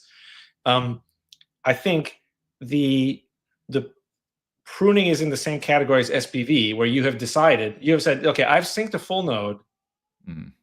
I already know, because he's saying the part of the white paper is called reclaiming disk space. So I've already spent my disk space on this. And I think that's a very good section title for that part, because what he's saying is, I have requested this data and I've already gotten it, and I validated it. And so whether I put it on the C drive or the D drive or the E drive, or I put it on the F drive and then we unplug the F drive and throw it away, I saw it already, so I know that this, and it's you could always ask, when someone is going to spend money to you, they say, I will spend this output, and then you're like, oh, that's from a block I deleted, and you're like, oh no. But you can always ask them. They have the output. They have the Merkle path probably still, almost certainly. So they will they can send you the thing that proves that, oh, even though I saw this block and then I deleted it, the little Merkle branch that's more than enough for you to say, okay, there were actually 30 Bitcoin here, and he sent me 7 now in the future. So that's why I think that works. But nothing will work if everyone has deleted block 700. As the way the software is set up now, you could set it up a different way. And in fact, some altcoin got away, wasn't it? I think like Stellar or something, or Ripple, they lost like a bunch of the blocks. Yeah, like the exact same thing. 90,000 blocks or something. Yeah. People make fun of that, which they should, because it is funny. But to your point, it's not like their network just like bursts into flames and doesn't work. You know what I mean? It's like it's sort of still there. So it does depend on what you prioritize. I mean, I suppose it's an open question. If there is a dispute, like maybe someone says, oh, I actually have 10,000 Ripple or something in this block. And then someone says, no, actually, I have those. I suppose it's kind of an open question if that ever came up, and what exactly that means. And what does it mean, like, to lose those blocks? And then in that case, if I get money today in a block, like, is that block going to be lost later? And then what's going to happen? So I think those are some funny questions we could ask. But kind of to your point, it's not as though that network suddenly went to zero utility instantly. I don't know exactly what it means, but it's an interesting example of that happening, with the blocks being lost. For sure. So what do you think? We're coming up on nearly 2 hours here. Do you want to make a broader point? Is there something in particular you wish we could have discussed, or like how? We got about 15 minutes until we're at 2 hours. So what's the? Is there anything you think should we explore? We did discuss a lot. Yeah. We did discuss a lot. I think I can't think of anything other than Craig saying he doesn't like BIP 300, but a lot of people don't like it. So Peter Todd also doesn't like it. So they should form a club. I think so. So here's what I like about it. Just like I'd love to steelman it for a second here and say, like, I like the idea that you can show people that they can bootstrap anything onto Bitcoin or using Bitcoin.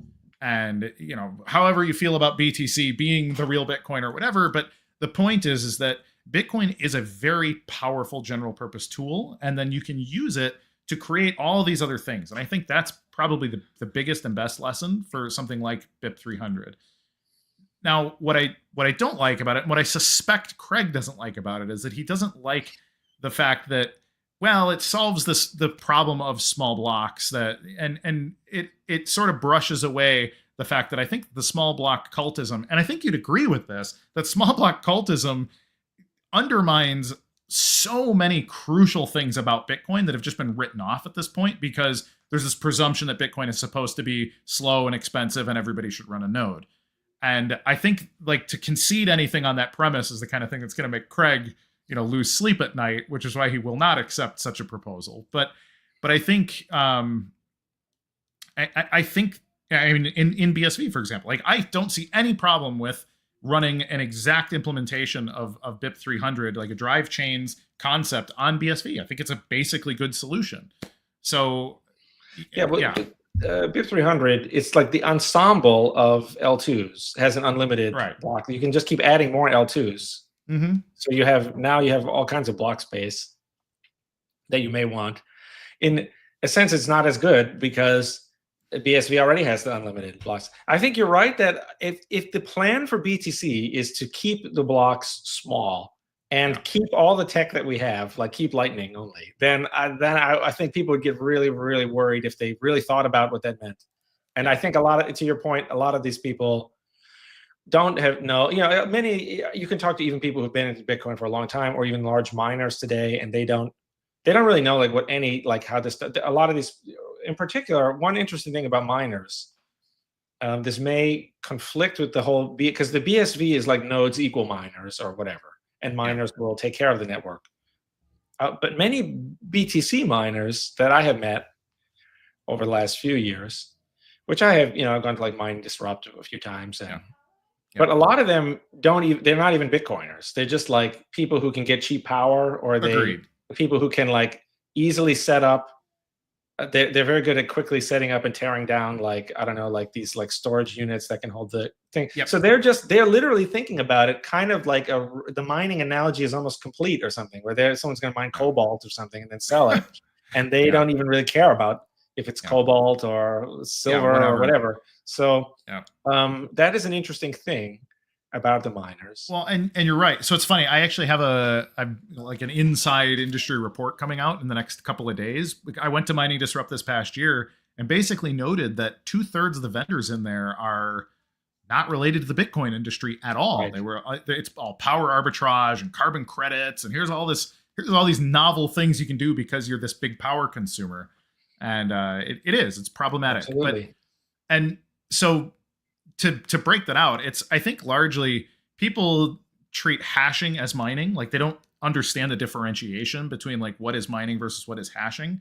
And I think blind hashing by itself, not connected to a Bitcoin node, is not mining, right? And so you have to have the hashing and the client in order to be a miner. And I try to separate them out, but it's hard. A lot of people don't agree with that. I don't know why they don't, because I agree. But I think there's, it's a specialization of labor thing where the pool is going to set the block. But a lot of people hate that. So again, to mention Luke or whatever, Luke thinks this is the end of the world. And even the Stratum V2 people think that it's desirable for the hasher to be able to override what the pool is trying to put in the block. But of course, like, this is kind of strange because, as you and I have just discussed, like, the hashers, like, they don't even know like what's going on. And one of the reasons why they prefer, there's different types of payouts and it's very confusing. And if you actually run a pool, you probably know more about it than I do. But it's like a lot of them prefer just like pay per share, or the pay per share adjusted for the fees, because they know how many hashes they can get, and they just want money. Simple math. And so they don't know about like all this stuff about like whatever trending historical patterns of block fees. They don't like. They're just like, I will hash and you will pay me money, and it's a fully specialized thing. So the whole Stratum V2 quest, they think to decentralize the block mining template. This is another thing I disagree. And they had the Bitcoin magazine had the mining edition, and they asked me for the other side so they could put it at the end, which I did. But I wrote about like how many of these ideas make no sense to me at all, and that no one wants them, and like they don't even achieve anything because it's not desirable. If you join a pool, you're hoping that the pool will maximize the amount of money we all get. So it's not like there's a controversy about should the block contain this or should it contain that? It's like, no, we want the most money. Like there's an objective Yeah, I don't formula. care. There's an objective thing that, so I don't, the whole thing is bizarre to me, but that's Well, another thing that people don't agree. But anyway, I kind of bring that up because it cuts a little bit against the idea in Bitcoin SV that the miners will end up as these people who guard the network. In BTC, they are traveling far away from the. Sure. But maybe it'll be different in Bitcoin SV than in BTC, but maybe not. I think that's the product of really SegWit, but it's that era too. I think miners, they were ideological and they did see themselves as the, hey, we're the stewards of the system. And they really just kind of got beaten out by Core saying, no, we're the stewards and you run the reference client or we're going to sue you, which is, some of that information has come out in the last couple of years. Yeah, I mean, look at Jihan Wu and Hypo Yang, and like those guys were like, no, man, like this is our job. And they really got pushed into the corner by Core. You are right that it's an interesting question as to, because I think it is something of a chicken and as with everything cultural is like chicken and an egg, where you can't really tell like what's is this is X causing Y or is it the other way around? But it's true that like particularly with the SegWit activation, it was like people split into teams, and then one team was like conclusively defeated, and they kind of have. And in fact, one thing that I say I'm very confident about saying is. There's a data point that kind of cut, SegWit activated in this contentious way, the UASF, specifically to, in spite of the miner. So so that was overt. And then Taproot, which was the soft fork after that. And the way I read the cultural situation was that was the miners sort of accepting defeat and submissively bringing. So even this one is an example of that there won't be any soft forks in the future, because the whole reason that Taproot was activated by speedy trial was because of miners feeling guilty. It's like Germans feeling guilty about World War II or something. So it's actually the reverse of what people think. Someone could argue against, someone who just naively looks at the pattern would say, well, Paul, actually after SegWit, Taproot activated, so soft forks are still with us and they're still alive and well. But actually, the Taproot was like a negative shadow inverse of the SegWit catastrophe of miners trying to say, "Oh, we will be nice, or we will agree with you more, or something, or we will defer to what you want even more than before." So, but yeah, there was, of course, a few of the large blockers tended to be the Chinese miners, and all the ASICs were coming from China at one point, and so that ended up being part of it. So you might be right about that. Yeah, I don't know though, but because think about it, the economics of it, the specialization of labor are very, very reliable effects. So I don't know, and think about this also. You can a miner can just as you can use SPV to free ride off of someone else's node. You say you have 3 large miners. And the nodes are expensive.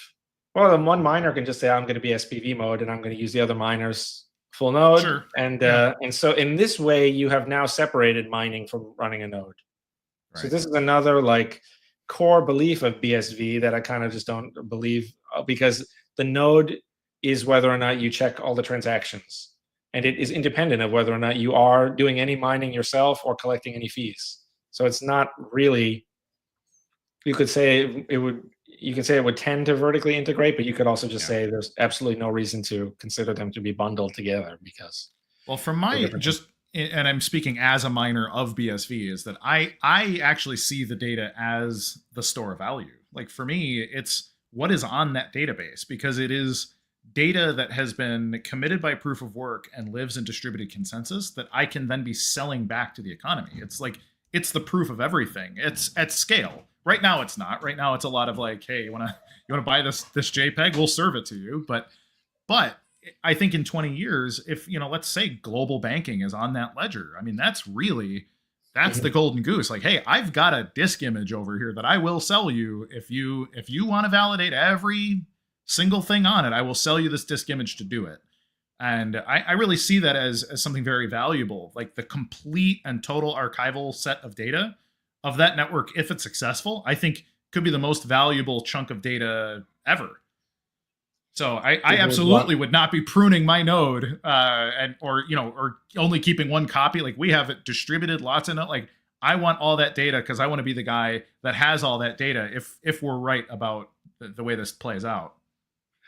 But you sort of said that it was okay if block 700 went missing. I don't know exactly. Is it the I don't know exactly which side of that. Theoretically, I'm not going to be the guy that lets it go missing. I will be the last guy with block 700,002. And someone would pay because they would want to know that this is the data that was here by this point in time. Yeah, I mean, if they care that much, I mean, maybe there's $1 trillion in that block, so they'll pay me $100 million for it. Like, cool. Well, can you maybe explain that a little bit more? Like, why would I want to pay $100 million for it? First of all, if I start up the Node software, I could theoretically get it for free. I would be paying the node costs. So well, maybe it's not being served, and I think one of these things that people assume is that the ability to download the network from just open public seed nodes for free is a premise that should just exist. And I think that is always going to suffer from the tragedy of the commons. You're treating it like it's everyone's river, right? And it's not. Like, you want data that's on my computer. And if you really, really want the data that's only on my computer, that has some kind of a cost, either computational or it's a network cost or something. But I mean, if you want it, if it's crucial, then we negotiate the value for that. I mean, like, maybe it's $50 or maybe it's some serious chunk of money in order to get that, because you need to validate that your 10,000 Bitcoins or whatever are in that block, and nobody else has the ability to validate that for you. So I think it's a huge opportunity at scale for a big node operator to be able to help banks or, whoever, other archivists, like family offices, like, hey, I think my dad had 1,000 Bitcoins 50 years ago. Can you help me drill into it? Like, yeah, if I have all the data, like, give me the pieces, we'll re-architect it. And if we can prove that it's yours, cool, it's yours. Pay us 50 grand in order to validate the thing and whatever.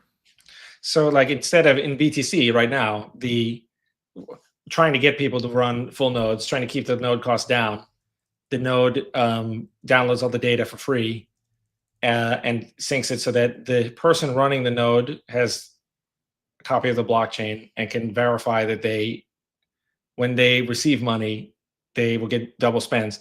The idea in Bitcoin SV is, in fact, to run a node, you'll have to pay people for the historical data. In theory, I think it's one possible solution.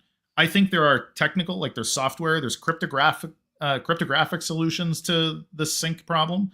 And then I think there's also just plainly commercial. Like, if we were to run a client, we actually run a proprietary client that we mine on, and it does some special things. We have a tool, we call it Jungle Bus. It's essentially a data bus that you can subscribe to and listen to various types of network events. And so if you cannot afford to run a full node, you can subscribe to our Jungle Bus, which is similar to a node, but it's just an API service. And then you can have that subscription feed your light index of whatever it is you want to hear, some specific token, or you want JPEGs, or you just want JPEGs that are part of this NFT collection, whatever, I don't care. Pay me some subscription. Maybe it's $30 a month, or maybe it's, do it by the data amount or whatever. And you get fed that data, and you're subscribing to us the same way you'd subscribe to, like, an ISP. I pay $100 a month to Comcast to serve me the internet. That's my relationship with them. I kind of see it as the same thing. Indeed, yes. So the business model is that this service, this is like Infura for Ethereum, where you are paying the node sync cost, and then you get money coming in based on API calls. Yep. But this still gets back to why it is important how much that costs, because that's your costs running the service. Sure. But yeah, I completely agree with that. And interestingly, that service doesn't have to mine, right? It could be a different thing, and all the miners could subscribe also. So the whole nodes equals miner. Yes. But yeah, this is the idea of not having your own node, and so that's all very well, but it still relies on that service is only going to be around if the node costs stay low. And of course, the people who will start such a business will tend to be the most optimistic about the business model, right? So, sure, indeed, right. Yeah, but I still think to talk about cost without at least projected ROI, I think is not a fair calculation. Like it doesn't have to be obvious ROI. The revenue also, right? Yeah. Okay, but let's think about this though. How much revenue can actually be charged? Because if someone syncs the blockchain, they can compete with you. They have all the data. In theory, I mean, they have to serve it well. Like it's the same thing. Like why use one ISP over another? It's like, I don't know, throughput or availability or guarantees, like whatever. It's a funny way of flipping the script. I've got to give it to you that. It's a funny way of saying, Bitcoin Core, everyone's like, well, how can we get more people to run a node? And then it's like, you can't even run a node unless you pay us. Yeah, I mean, funny. I think it should be. I think so. I often make analogies and I tell small blocker, like the deepest small blockers, that they don't understand that they're communists. But what they're essentially doing is pre-planning the level at which people are allowed to compete. To say, if we make that ceiling too high, then people won't be able to compete, and that would fundamentally be bad. But that's sounds like an experiment in the Communist Manifesto to me. It should be picking a fixed parameter is a static thing, which has it's a sort of similar to like a price control in a sort of way. But there's a flip version where the BSV is communist also, because it's all the free rider. Everyone's free riding. It says we're all in this together, and no matter who puts what in the block, we will. It's kind of like running a library. They paid for it. I'm not putting something in if they don't pay for it. It's like the taxpayer. Well, I don't know exactly how to modify the analogy, but it's kind of like you run a huge library where anyone can send in a book, and then the library is going to be responsible for storing the book, making copies of it, and even mailing it out to people.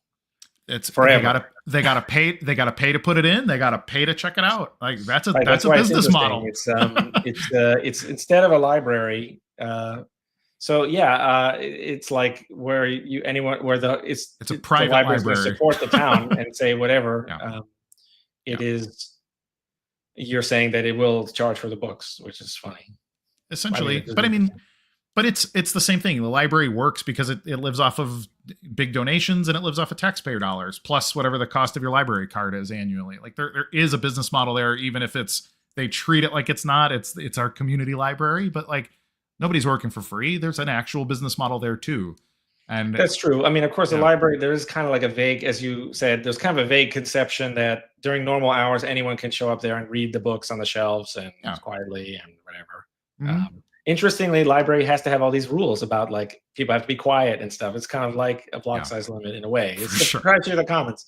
So that's a neat idea if you can say that it doesn't matter how the node will be a certain cost, but it'll bring in all this revenue. But of course, the transaction fees are not necessarily the revenue that's brought in. So I don't know what that it's sort of like, will you compete with AWS and Dropbox and stuff? I mean, maybe. It depends, and I don't think it needs to be in something where there's potentially a lot of free riding, or maybe not, because maybe everyone's just saying, I'm going to have this control over what's in the block, and Well, I think it depends too. It's about value. Like, do I want to put every duplicate copy of all the pictures of my phone? Like, do I want to pay to upload those? Like, no, it'd be too expensive and it's irrelevant. But like, maybe I'll put my wedding pictures and like the nicely edited photos of my children being born, or that kind of thing. Because it's like it's on Bitcoin SV, but you wouldn't put it on AWS or something, or Dropbox. I think it depends. I mean, I think that's a personal value calculation that you make for yourself. You want it permanent. If I want to know that it's permanent, maybe I'm willing to pay to put it on, the greatest proof of work network that ever existed. And I think that's just a personal choice that is, up to people to make for themselves. True. Yes, of course. Yes. The point of putting it on like Dropbox or AWS would be because it's a very established brand and they're very unlikely to lose your stuff. Yeah. And then if you were to put it on BSV as it's sort of currently coded now, like what I was saying before about like all the block content is mandatory for everyone, and the software will complain if it can't find the data. Yeah. So because it's got to check it all for double spends. Yeah. You would put it there, knowing that it can hang out on everyone's full node forever. Yeah. But of course, you could change it. Like we were talking before about maybe it is only the proof of work timestamp server, and the contents of the block can be discarded completely. Yeah. I think one issue with that, though, is that the miners are being paid the transaction fees from stuff that happens in earlier blocks. Yeah. So if you lost that, then you might eventually run into a mysterious situation where it's not clear if the miners were supposed to get, if they say they got this number of fees and maybe that the fees didn't add up, because if you need the contents of the block to add up, 10 cents here, 5 cents here, you add it all up. This is 7,000, which is X number of BSV. Right. So I don't know, but this is projecting a lot of things. I think the right thing to do is still to measure the node cost, because of course any revenue projections will be even flakier than the cost projections, right? Because the cost projections, it's always a projection, and then it's kind of like, well, usually it's like a pleasant surprise, right? The new hard drive comes out and it's even cheaper than you thought or something. It's kind of like the costs have been going down as over the last 500 years. The cost of everything has gone way down. Yeah. So you do those, but then the revenue, I think, is much harder, like, to project, because who knows? And then if this idea works, will there be other copies of the idea? And so I think projecting the revenue, or even like, will there be crazy cryptography like 15 years from now where you can compress every photo you've ever taken and it's like fits on your phone, and it also fits some other network that's very good at storing things. So that all that is really, really hard. Yep. But I agree with you that you would tend to offset the benefit of the node against the cost, and that should be taken into consideration. My guess is that the most psychological damage would be if the cost were low, though, because that was the big, I think, hang up. And this is my opinion as just what is the big large blocker, like the big downside that a lot of people kind of just couldn't wrap their heads around. And I think the fact that it was vague makes it worse, Sure. Because maybe the cost could be this or it could be anything, and people just kind of think, I don't really know. And I can't, I think that makes it more fearful in a way, more menacing, because the devil is better than the devil you don't, right? Sure. When you just kind of think, it does make it the boogeyman, where it's kind of like, well, then who knows what the node would cost. And that's the problem with Toxicity, is that, it got to the point where, Roger Ver couldn't talk to anyone that ever worked at Blockstream, to the point where it was just like, I have a funny story about that, which is that, I don't know how many details, but someone from, as of scaling 1 in September 2015, people who worked at Blockstream were like, oh, Roger is great. We love Roger, whatever. So that was like, you could see in real time, it changed from black into white. It was like, or vice versa or whatever. But, everyone was friends before, and then because of the scaling war, we had all this pointless, and all this has been a big distraction. I see Lightning even as almost a victim of the scaling war, in a way, where the creators, Taj Draja and Joseph Poon, they had just had this idea, which is a very good idea. Lightning is a very good idea on a technical merit point of view of like, here's what you can accomplish with these pieces. And in fact, there were these channels, and you used to have the channel with someone, but actually with Lightning Network, you can route through third parties that so now it's like a 6 degrees of Kevin Bacon or whatever type of a thing.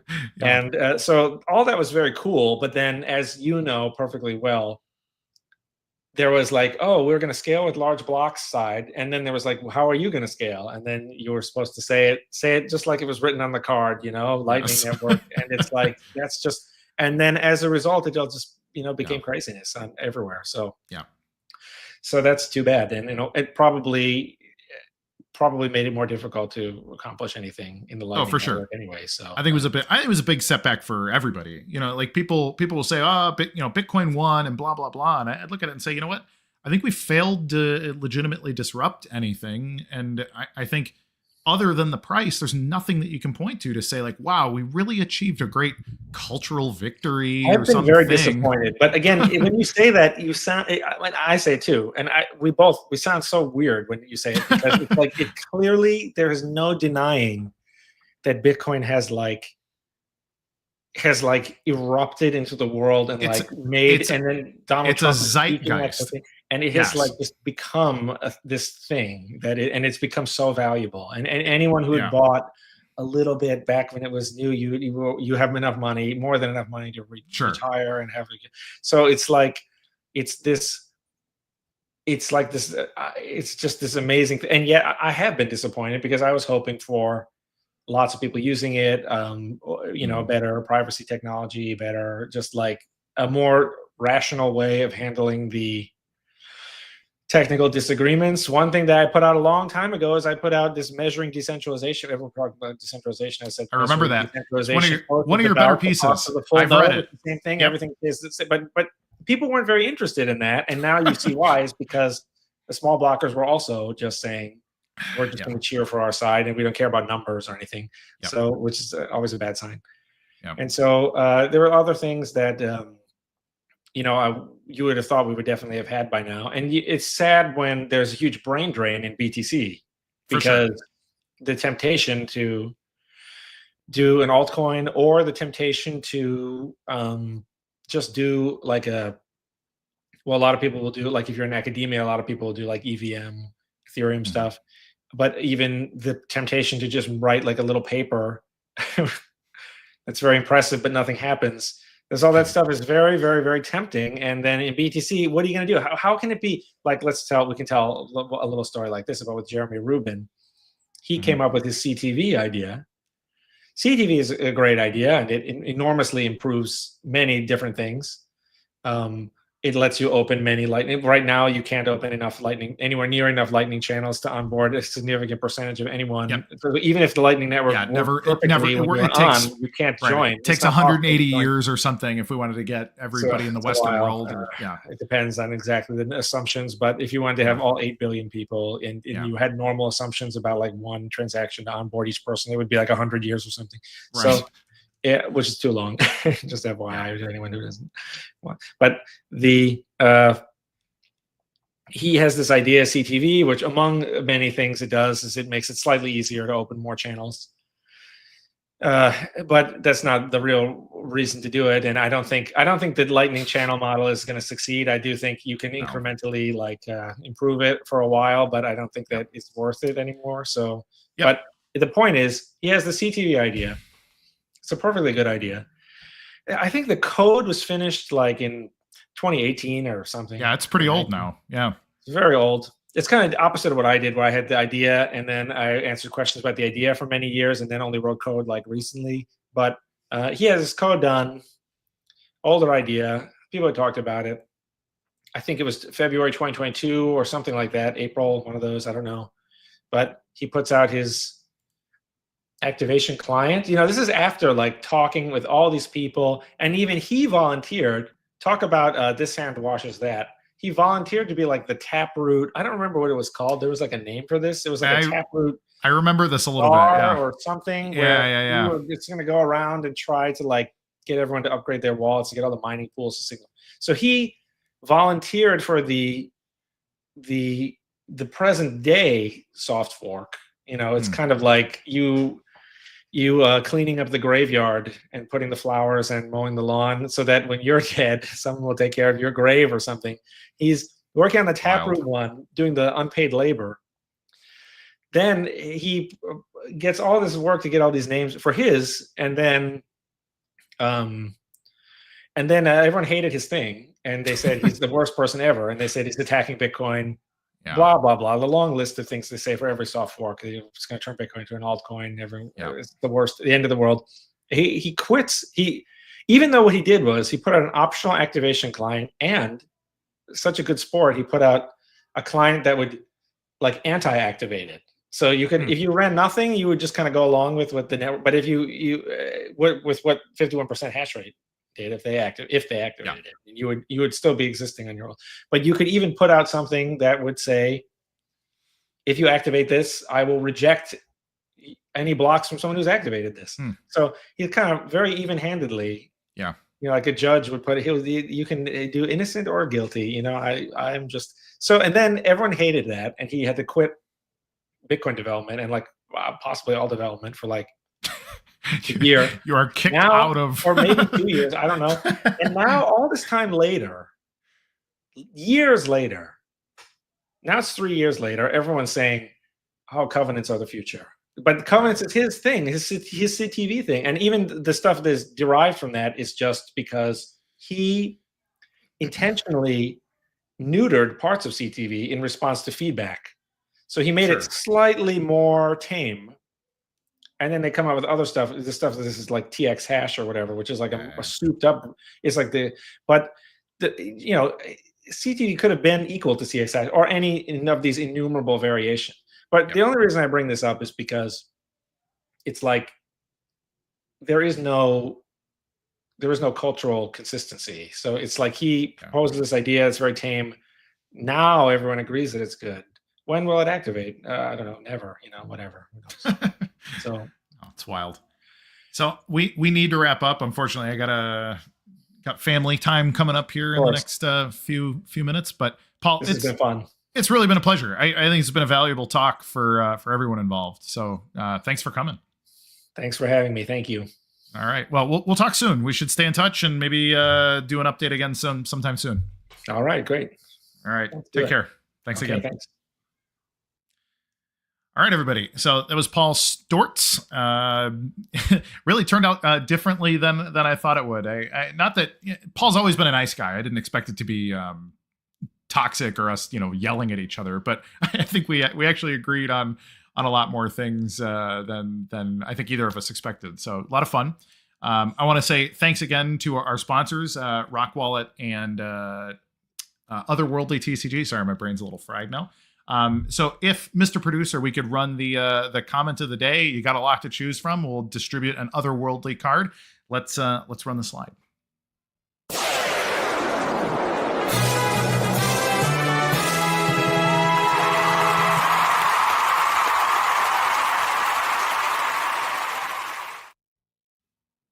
We got, but he's been big block pilled. I don't know about that. I think we both learned some things. But so Based Frogs, please reach out on X to the Real CoinGeek account, and we will get you your free pack of cards courtesy of Otherworldly TCG. So thanks again to Otherworldly. Thanks again to Rock Wallet. Of course, CoinGeek for keeping me here live on the air to present this stuff to you. And of course, you, the audience, for tuning in for what I think are the best conversations in Bitcoin. Without you, we wouldn't have anything to do. So please like, subscribe, hit the alert bell, let our digital overlords know that my content is worth at least a little something to you. And please set your calendars so you know that we go live every single Tuesday at 2 p.m. Eastern Standard Time. If you would like to be a guest in the future, please also reach out to the CoinGeek account to schedule. If you're an entrepreneur, you got some kind of cool thing launching, you get dibs to bump your way into our schedule. So again, thank you so much, everybody. I'm Kurt Wuckert Jr. reminding you, at the very least, to be good to each other. But go out and do some good in the world, and thanks again. So we'll see you next week. Goodbye.